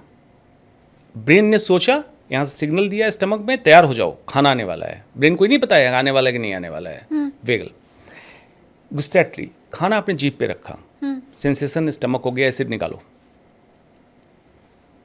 अच्छा, सिफेलिक फेज में एक और है, स्ट्रेस, तनाव आपका हुआ, एसिड निकलेगा। और तीसरा, जब खाना पेट के अंदर पहुंचा तो किस तरह का, इसमें प्रोटीन कितना है, कार्ब कितना है, उसके कारण एसिड निकलेगा। अब इमेजिन कीजिए, जब खाना या खाने की सोच एसिड निकाल रहा है तो 2-2 घंटे पे खाएंगे तो एसिड ज़्यादा निकलेगा। सिर्फ न्यूट्रलाइज होगा, आपको पता नहीं चलेगा, आपको एसिडिटी महसूस नहीं। एसिड हाइपर क्लोरोहाइड्रिया, मतलब एसिड आप ज़्यादा निकालते रह रहे हैं। तो एसिडिटी की वजह क्या है? Number 1 fatty liver, number 2 stress, smoking obviously, alcohol obviously, yes, frequent meal acidity कराती है। लैक गणित ही ऑफ, बदल दिया पूरा। हाँ, मैं तो साइंस बता रहा हूँ। एट द सेम टाइम शास्त्रार्थ के लिए, मेडिकल शास्त्रार्थ के लिए, डिबेट के लिए मैं इनवाइट कर रहा हूँ। जिनको आना है आइए, मैं रिसर्च खुला पेपर चैलेंज है, कोई डॉक्टर भी अगर देख रहे हो तो आप आइए, कमेंट्स रिसर्च पेपर लेके बैठूंगा। हाँ। और ये सेम एडवाइस आप किसी शुगर पेशेंट के लिए भी करते हैं? डॉक्टर जैसन फंग कनाडा का नेफ्रोलॉजिस्ट है, जिसने शुगर पेशेंट के लिए इंटरमिटेंट फास्टिंग कॉइन किया था, जो अब लोग वजन कम करने में भी इस्तेमाल कर रहे हैं। 14 से उस शुगर पेशेंट के लिए कॉइन किया था intermittent fasting. Oh my God. Sugar patient का कंफ्यूजन आप समझिए क्या है। टाइप 2 डायबिटीज की बात कर रहा हूँ। टाइप 1 डायबिटीज तो इंसुलिन, ये है जेनेटिक प्रॉब्लम है, बचपन से जो बच्चे को है वो छोड़ दीजिए, वो अलग चीज़ है। टाइप 2 डायबिटीज मतलब इंसुलिन रेजिस्टेंस, जो मैंने समझाया, चोर और डाकू की कहानी। फैटी लिवर हुआ, अब जो आपने खाया उस ग्लूकोज को पंप करने की, पेट पे मोटापा जिसको हम कहते हैं विसरल फैट, लिवर मोटापा, फैटी लिवर, इसको पंप करने की जगह नहीं थी। उदाहरण के तौर पे ये रूम है, इस रूम में 10 टन की कैपेसिटी थी, आपने भर दिया, मतलब हमारा शरीर फुल ऑफ एनर्जी है in the form of fat, भरा हुआ। अब आप खाना खा रहे हैं, बॉडी को जरूरत नहीं है एनर्जी की, तो इस ग्लूकोज को फैट में कन्वर्ट करके इसी रूम में डालना है। तो जैसे कंप्यूटर में होता है zip file, compressed file, insulin का काम है उसको कंप्रेस करना और 10 टन को आधे में कर देना और फिर इसको पंप करना। लेकिन पंप करने के लिए उसको ज़्यादा ताकत चाहिए, जिसको हम कहते हैं इंसुलिन रेजिस्टेंस। बॉडी हमारी रेजिस्टेंट हो गई इंसुलिन के लिए। इंसुलिन कब नहीं था, पैंक्रियाज एनफ इंसुलिन दे रहा था, लेकिन अब पहले से 4 गुना इंसुलिन की जरूरत हो रही थी। डॉक्टर ने क्या किया, दवा दी, पैंक्रियाज और इंसुलिन निकालो।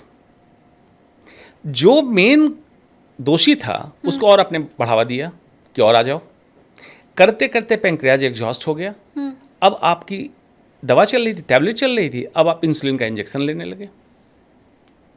साथ में क्या हुआ, अगर सब कुछ सही चल रहा था, ब्लड ग्लूकोज आपका नॉर्मल था, तो हार्ट अटैक क्यों आ गया? हाँ। इंसुलिन बढ़ता गया, हाइपरटेंशन करा दिया। इंसुलिन हाइपरटेंशन भी कराता, सोडियम जो नमक में है, सोडियम एंड वाटर रिटेन कराता है, हाइपरटेंशन कराता है। हाइपरटेंशन हो गया, तो डायबिटीज़ के बाद हाइपरटेंशन क्यों हुआ, बताए डॉक्टर। तो आपको जरूरत क्या थी, ग्लूकोज स्पाइक को कम करना, इंसुलिन को कम करना। तो कम कैसे होगा इंसुलिन, आप बार बार ग्लूकोज का चैलेंज ना दें। हम तो दे रहे हैं, लेकिन एग्जैक्टली ग्लूकोज का चैलेंज बार बार दे रहे हैं, बार बार फूड ले रहे हैं, इंसुलिन निकल रहा है, आप रेजिस्टेंट बनते हैं, मतलब एक मकड़ जाल में उलझते जा रहे हैं आप। तो एम पे बात हो रही थी पहले, एम, तो अब खाने में सीक्वेंस क्या होना चाहिए। जेसी इंसॉपिस करके एक फ्रेंच डाइटिशियन है, उसने बड़ी अच्छी किताब लिखी, ग्लूकोज रिवोल्यूशन। उसने फॉर्मूला दिया, कहा पहले तुम खाने में फाइबर लो, सब्जियां, सलाद और इस तरह की चीज़ ले लो, जिसके कारण इंटेस्टिन की कोटिंग हो जाए, और उसके बाद जो भी खाना खाओगे उससे ग्लूकोज, ग्लाइसेमिक लोड ब्लड में स्लो पहुँचे। तो पहले फाइबर लिया, साथ में गट के अंदर 30 to 70 ट्रिलियन बैक्टीरिया है, जिसको माइक्रोबायोटा बोलते हैं। उसको कहा था सेकंड माइंड। फर्स्ट माइंड हमारा ब्रेन के साथ है, सेकंड माइंड गट में है।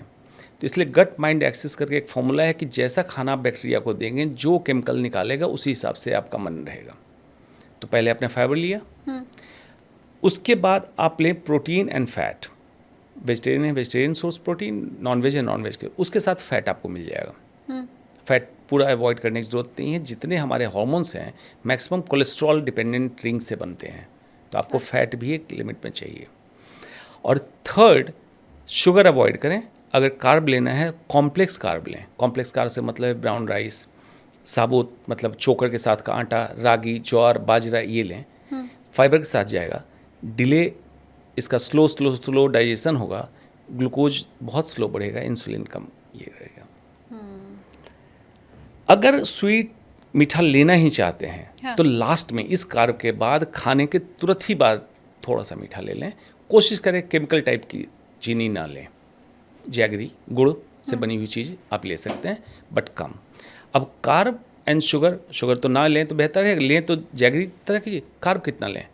अगर आपका वजन ठीक है तो 1 ग्राम पर किलोग्राम बॉडी वेट, जैसे 60 kg का कोई है, उसको लगता है वजन ठीक है, हाँ। तो 1 ग्राम मतलब 60 ग्राम कुक्ड राइस, ये रिकमेंडेड। 60 ग्राम कुक्ड राइस इतना होगा, लोग कहेंगे कि खाएं या भूखे रह जाएं, हाँ। सब्जी ज़्यादा खा लो। हाँ। जो लोग भात दाल सब्जी खाते हैं भारत में, या रोटी दाल सब्जी खाते हैं, उनसे मैं कहता हूँ सब्जी दाल चावल खाओ, हाँ। सब्जी दाल रोटी खाओ, कार्ब को कम कर लो। इससे एब्जॉर्प्शन कम, डायबिटीज रिवर्सल, हाइपरटेंशन रिवर्सल, मोटापा कंट्रोल। आपको मेहनत ही नहीं करनी पड़ेगी मोटापा कम करने के लिए फर्स्ट टाइम। खाना बनाने में मेहनत नहीं करनी होगी, रोटी कम सेकनी होगी ना। हाँ, रोटी कम सेकनी होगी। हाँ, सब्जी ज़्यादा खा लो। सब्जी ज़्यादा खाओ, बिल्कुल। ठीक है, तो हमारा ये मील हो गया। मील। अभी 2 Second, M। हाँ। मूवमेंट अच्छा। Means exercise. जिम, मैराथन, एक अच्छी स्टडी हुई जिसमें देखा गया कि 10 एक्सरसाइज की तुलना की गई कि हमारे रियल स्वास्थ्य के लिए कौन सी एक्सरसाइज बेहतर है। योगा बेस्ट, स्विमिंग, साइकिलिंग, ऐसे करते करते लास्ट में आया मैराथन एंड जिमिंग। जिमिंग जो पैसे खर्च कर रहे हैं हम हर महीने 2000-3000 रुपए। बिल्कुल। आपके एक्सरसाइज का, मूवमेंट का 4 कंपोनेंट तय होना चाहिए। फार्ब, FARB। आपके एक्सरसाइज में फ्लेक्सिबिलिटी होनी चाहिए, मतलब जॉइंट्स लचीले रहें आपके। एरोबिक्स होना चाहिए, A। R रेजिस्टेंस ट्रेनिंग होनी चाहिए, B बैलेंसिंग होना चाहिए। जिम आपको बैलेंस पर कभी ध्यान नहीं देता है। हाँ। ये कौन सी ऐसी एक्सरसाइज है इसमें चारों चीज़ें होंगी? योगासन। आपको चारों चीज़ें मिल जाएगी। ये करें। कब कब करें मूवमेंट? सुबह के समय ज़रूर करें, अपने दिन शुरुआत करने से पहले। खाने के बाद 10 मिनट वॉक करें, मूवमेंट करें। ऑफिस में काम करते हैं, कुछ लोग कहते हैं बहुत लंबा काम करना चाहिए और ये करना चाहिए, उस चक्कर में ना पड़े। 8 से 10 घंटे ज़्यादा काम ना करें। अच्छा। 2 घंटे लीजर रखें अपने लिए। हाँ। 1 घंटे कैवल्य की स्थिति में जाएं और 7 से 8 घंटे सोएं। बंधुआ मजदूरी ना करें। ना करें। तो इसमें ऑफिस में काम कर रहे हैं तो prolonged sitting is equivalent to smoking. Okay. तो हर 1 घंटे पे उठें, 2-4 घूंट पानी पिएं हाँ। और बॉडी को स्ट्रेच करें। स्ट्रेचिंग में आपका हेड टू टो सारी स्ट्रेचिंग हो जाए, ताकि जो लैक्टिक एसिड बॉडी के अंदर बना बैठे रहने के कारण वो मेटाबोलाइज हो, पानी उसको डाइल्यूट करे, आपके यूरिन के रास्ते निकाल दे। Second movement. तो आप स्मोक नहीं भी करते हैं लेकिन आप 9 घंटे खाली बैठे रहते हैं? ये कार्डियोलॉजी का रिसर्च पेपर है। ओ गॉड, मेरे लिए ये भी बहुत नई बात है सर। आज कंप्यूटर पे काम करें, सर्वाइकल स्पॉन्डिलाइटिस, हाँ। गर्दन की प्रॉब्लम, हाँ। पेट निकला जा रहा है, सब दूर हो जाएगा आपका, आप नॉर्मल होने लगेंगे। तो क्या क्या बताया मैंने? ऑफिस पहले बताया, मॉर्निंग मूवमेंट, मील मूवमेंट खाने के बाद, then office movement, and third जब बॉस डांट दे फिर क्या करना है? तो मूवमेंट करना है। कैसे? थ्रेट रिस्पॉन्स हमारा कैसे डेवलप हुआ? जब हम हमारे पूर्वज शिकार के लिए जाते थे, शेर दिख गया, भागने लगे, तो नॉट एड्रेनलिन सिक्रेट होता था बॉडी में, वो ब्लड ग्लूकोज को बढ़ाता था ताकि हम रन करते रहें। यही थ्रेट रिस्पॉन्स लेके आज भी होमो सेपियंस हम चल रहे हैं। तो बॉस जब डांटता है तो एक्चुअली थ्रेट है आपको, नौकरी चली जाएगी, बॉस निकाल देगा, प्रमोशन नहीं होगा, पैसे नहीं मिलेंगे। बॉडी सिमिलरली बिहेव करती है, लेकिन यहाँ शेर तो है नहीं। हाँ। आप गुस्से में गए, एक सिगरेट ली, एक दूध वाली चाय ली और ब्लड ग्लूकोज को और बढ़ा लिया। तो क्या भागना शुरू करना है? हाँ, तो टेम्परली अब डायबिटिक फेज में गए। उस समय जो ब्लड ग्लूकोज बढ़ा उसको मसल में यूटिलाइज कैसे करेंगे? आप जंप कर लें, स्ट्रेच कर लें, पानी पी लें, डिस्ट्रैक्ट हो जाएंगे, स्ट्रेस भी कम होगा और ये जो ब्लड ग्लूकोज बढ़ा था उस समय वो मसल में एब्जॉर्ब हो जाएगा। मसल की काम कर रही थी, खींच लिया ब्लड ग्लूकोज, सक कर लिया। तो 4 समय मूवमेंट जरूर करें। लेकिन पहले पूरी बॉस की डांट खा हाँ, डांट लेना खा के। और बाहर केबिन के आ जाना, वहीं पे कूदना नहीं शुरू करना वहाँ है। नहीं, वहाँ नहीं, हट के। हाँ। तो ये आपका हो गया movement. Third M is mind stuff. Brain is an organ. Mind जो ब्रेन करता है, माइंड स्टफ का हिंदी है चित्त। चित्त आज चंचल हो चुका है, या तो अतीत या भविष्य में उलझा हुआ है, या पूरे टाइम अटेंशन डेफिसिट, एकाग्रता की इतनी कमी, इंसान कुछ सोचता रहता है। इस माइंड स्टफ को कंट्रोल कैसे करेंगे? मंकी माइंड है। अगर इसको बांधना चाहेंगे तो नहीं बंधेगा। महर्षि पतंजलि से पूछा उनके शिष्यों ने, गुरुजी योग क्या है? तो उन्होंने कहा, योग चित्त वृत्ति निरोधा। चित्त की वृत्तियों का सदैव के लिए रुक जाना ही योग है। तो चित्त की वृत्तियां कैसे रुकेगी? Neither in the past nor in the future. वर्तमान में जीना, वर्तमान में जीना शुरू कर दें। सचेतन की अवस्था में जिए, माइंडफुलनेस। और जो कर रहे हैं वर्तमान में सहजता, सरलता और तरलता के साथ करें। अगर इतना फॉर्मूला आप उतार लेंगे तो माइंड स्टफ आपका चित्त कंट्रोल में आने लगेगा। और जैसे फिजिकल मील की मैंने बात की, तो मेंटल मील माइंड स्टफ में ये भी जरूरी है। मेंटल मील का मतलब कि क्या थॉट्स आप ग्राह्य मतलब उतार रहे हैं अपने दिमाग में। आप सोशल मीडिया पे स्क्रॉल करें, दोस्त स्वीडन घूमने का चला गया, आप टेंशन में आ गए। कोई आया आपसे कुछ कहने के लिए, देखो ऐसा कर रहा है, ये कर रहा है, आप नेगेटिव हो गए, स्ट्रेस में हो गए। तो आपको अपने दिमाग पे एक बुलसाई लगाना है। जैसे आपके घर में होता है ना, पहले देखते हैं कि कौन है बाहर खड़ा, दरवाज़ा खोलना है नहीं खोलना है। सिमिलरली यहाँ पे बुलसाई लगाइए कि जो इन्फॉर्मेशन मेरे पास आ रही है इसको अंदर लेना है या नहीं लेना है। दरवाज़ा आप खोलेंगे तभी तो अंदर आएगा। क्या सोचना है? चाणक्य ने कहा 3 बातें सोचो। कोई किसी की शिकायत लेके आया, पहला सोचो, क्या ये सूचना मेरे लिए महत्वपूर्ण है? जिसके बारे में सूचना दी जा रही है वो मेरे लिए महत्वपूर्ण है? अगर ये सूचना किसी और के बारे में नेगेटिव, नकारात्मक मुझे दे रहा है, तो मेरे बारे में भी कभी कुछ बोल सकता है, तो क्या ये महत्वपूर्ण है? तो 70-20% चीज़ें आप हटा देंगे जीवन से। तो मेंटल मील, नेगेटिव चीज़ों के लिए नहीं ज़रूरत नहीं है, इसको करें। और लास्ट है एस, स्लीप, नींद। 7 से 8 घंटे की, जैसे बच्चा सोता है, छोटा बच्चा, हाँ। वैसे चैन की नींद सोएं, घोड़ा बेच के सोएं। और सुबह जब उठें तो जैसे कच्ची कली खिल के फूल बन रही होती, जितना टेंडर उसका लुक होता है, आप बिल्कुल फ्रेश, बिल्कुल तरोताज़ा सुबह जब जगें। कैसे पता चलेगा तरोताज़ा है? सर में दर्द ना हो, कमर में दर्द ना हो, और आँख खुलने के बाद तुरंत आप जग के बैठने को तैयार हो। अच्छा। मतलब नींद अच्छी हुई है आपकी। 2-3 चीज़ें करने की ज़रूरत है। बिस्तर गंदा ना हो, कुछ भी चुभेगा। जब आप डीप स्लीप में जाते हैं तो बॉडी में चुभने पे आपकी नींद डिस्टर्ब होती है। पाँव धोएं, ड्राई करें, कोई भी तेल, ऑयल, मॉइस्चराइजर पाँव में लगाएं। इसका बहुत अच्छा रिसर्च पेपर है, नींद अच्छी आती है। 2 घंटे सोने से 2 घंटे पहले आप स्क्रीन ऑफ कर दें, हर तरीके का स्क्रीन, जो कि आज के ज़माने में मुश्किल है, हाँ। लेकिन संभव भी है, करके तो देखें। वाईफाई राउटर ऑफ करें। वाईफाई के सिग्नल नींद को डिस्टर्ब करता है। और रूम, अच्छा। हाँ, और रूम के अंदर कोई भी ब्लू लाइट ना हो, एलेक्सा डिवाइस या नाइट लैम्प। जितना डार्क होगा नींद आपकी उतनी अच्छी आएगी। खिड़की के पर्दे हटा दें ताकि सुबह जब सूरज की रोशनी हो तो आपके पिनियल ग्लैंड को एक्टिवेट करें और सर्काडियन रिदम के साथ साथ आप जग जाएं, आप तरोताज़ा जगेंगे। MMMS अगर ये करेंगे तो जितनी बीमारियों की मैंने बात कही, जो मैं कहता हूँ बीमारी नहीं है, इससे आप दूर रहेंगे।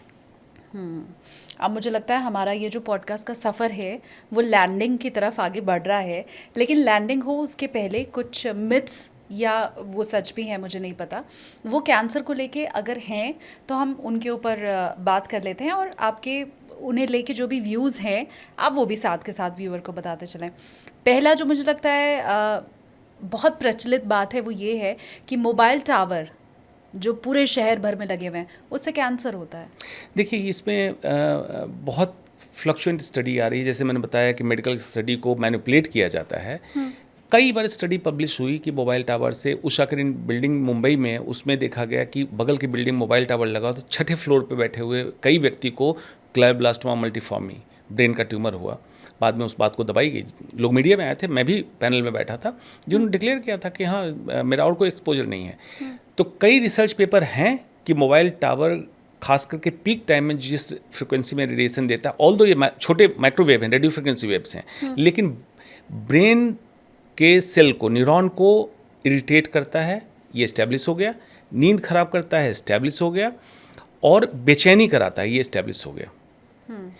ट्यूमर कराता है नहीं कराता है, इसको थोड़ा सा डामाडोल रखा गया रिसर्च पेपर में। अभी भी WHO की स्टडी कर रहा है, उसका जल्दी 2 साल में पब्लिश होने वाला, 30 साल का डाटा ला रहा है। हाँ। लेकिन ये देखा गया है कि मोबाइल टावर या मोबाइल के अत्यधिक इस्तेमाल से ब्रेन ट्यूमर का ट्रेंड बढ़ता हुआ दिखा है, ये एस्टेब्लिश हो गया है। एग्जैक्टली रिलेटेड है नहीं रिलेटेड है, जिसको हम कहते हैं पॉजिटिव फैक्टर, है नहीं है, कोरिलेटिव तो है, ये दिख गया है। स्क्रीन किसी भी तरह की हो, कंप्यूटर की या मोबाइल की ज़्यादा इस्तेमाल से कैंसर होगा? कैंसर नहीं है, स्क्रीन के इस्तेमाल से कैंसर नहीं। नींद की खराबी, चिड़चिड़ापन, बेचैनी, अनिद्रा, ये सारी चीज़ें स्क्रीन से होती है। वेब्स अलग चीज़ है, स्क्रीन व्यूइंग अलग चीज़ है। लेकिन बेचैनी आपकी इस कदर बढ़ जाती है कि सारे न्यूरोकेमिकल सब पे डिस्टर्ब रहते हैं। बाकी बीमारियों का कारण ये है। बहुत ज़्यादा धूप में एक्सपोजर है, सनस्क्रीन नहीं लगा रहे हैं, स्किन कैंसर होगा? बिल्कुल, ये खास करके वाइट स्किन वाले पॉपुलेशन में ज़्यादा कॉमन है। ऑस्ट्रेलिया में स्किन कैंसर बहुत कॉमन था, लेकिन ओजोन लेयर के डैमेज के बाद वैसे कंट्री में भी, अब तो इंडिया का पॉपुलेशन कोई डार्क पॉपुलेशन है, काफ़ी लोग बहुत गोरे हैं। जितने गोरे होंगे, मेलानोसाइट्स जिसके कारण इंसान काला दिखता है, ये इसकी संख्या कम हो गई। मेलानोसाइट्स हमें प्रोटेक्ट करता है सन रेज से, तो उनको स्किन प्रोटेक्शन की ज़रूरत है। खास करके जिनके स्किन पे फ्रिकल्स आते हैं, मतलब काले लाल धब्बे आ जाते हो जल्दी, उनको सनस्क्रीन की ज़रूरत है। अब उसमें भी बड़ा तमाशा है। सनस्क्रीन में कुछ ऐसे केमिकल्स का इस्तेमाल किया जाने लगा, पैराबेन, थैलेट्स, जो इटसेल्फ स्किन से एब्जॉर्ब होकर टॉक्सिक कराता है। अच्छा। तो सनस्क्रीन का इस्तेमाल करने की जगह शेड का इस्तेमाल ज़्यादा बेहतर है। कैप, हैट, छतरी, हाँ, इसका इस्तेमाल, लेकिन बहुत अनअवॉइडेबल हो, सनस्क्रीन का इस्तेमाल करें। लेकिन जैसे शेड में पहुँचे तो उसको धो लें, मतलब प्रोलॉन्ग्ड आपके चेहरे पे ना लगी हो तो अच्छा है। कम उम्र में अगर सेक्स किया तो सर्विकल कैंसर हो जाएगा?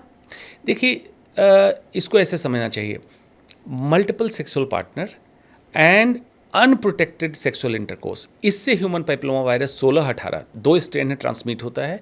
इससे कैंसर का चांस, सर्वाइकल कैंसर का चांस ज़्यादा होता है। एग्जैक्टली कम उम्र ज़्यादा उम्र से मतलब नहीं है। Human papilloma virus multiple partner से ज़्यादा, मतलब ज़्यादा चांस है ट्रांसमिट होने का।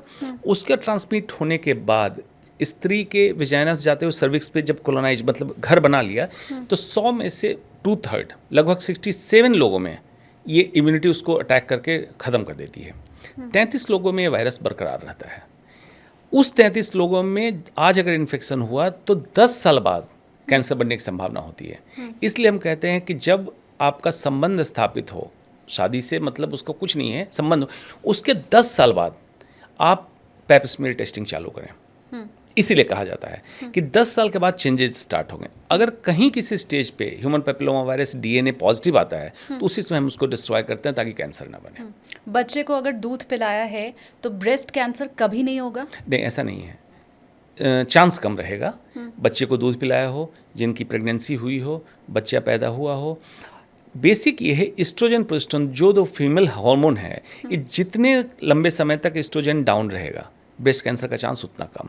ब्रेस्ट फीडिंग क्या करता है, लैक्टेशनल इम्यूनोरिया, ऐसा माना जाए जब तक दूध माँ पिला रही है तब तक इस्ट्रोजन डाउन रहेगा, इसलिए फीडिंग को ब्रेस्ट कैंसर का प्रोटेक्शन फैक्टर माना गया।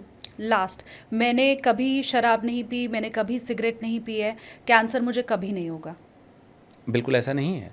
सिगरेट, शराब कैंसर के एक कारण है, लेकिन फूड एडल्ट्रेशन, प्रदूषण, लाइफस्टाइल, नाइट लाइफ, बहुत सारी चीज़ें हैं कैंसर का कारक है।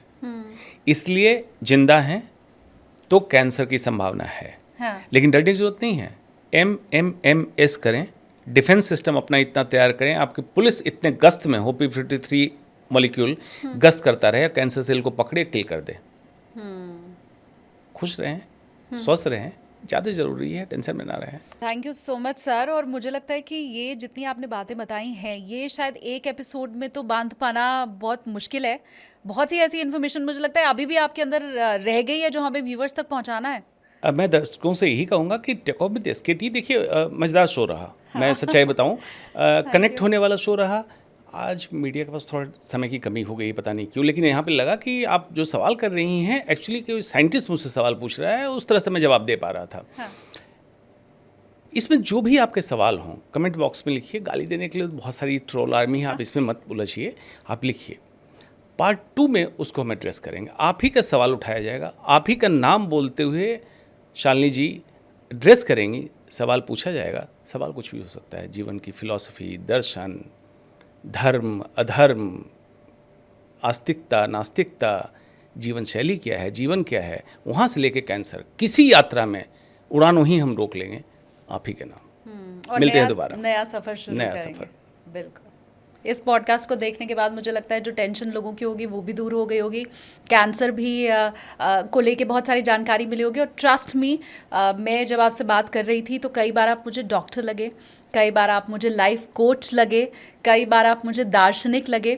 और मुझे लगता है वही डॉक्टर की परिभाषा सबसे पहले हमें बताई गई थी कि डॉक्टर भगवान का रूप होता है।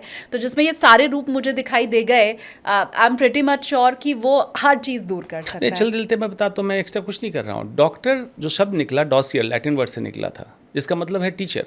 डॉक्टर का मतलब शिक्षक था, चिकित्सक नहीं था। अच्छा, ये भी प्राइमरी है। रोल डॉक्टर का था कि to teach the society, keep the society happy, healthy. और सेकेंडरी रोल था कि अगर बीमार हो जाओ तो इलाज भी कर दें। आप दोनों कर रहे हैं। तो आज मैं वही कर रहा हूँ जो डॉक्टर करना चाहिए। अब बाकी नहीं कर रहे हैं, इसलिए लोग मुझे अच्छा समझ लेते हैं, उनकी महानता है, मुझे अच्छा समझ लेंगे। मैं तो उतना ही कर रहा हूँ जितना करना चाहिए हम था। उम्मीद करते हैं कि आपके जैसे और डॉक्टर भी हमारे पास हो, हमारी कंट्री में हो, और ऐसे ही हमें जागरूक करें।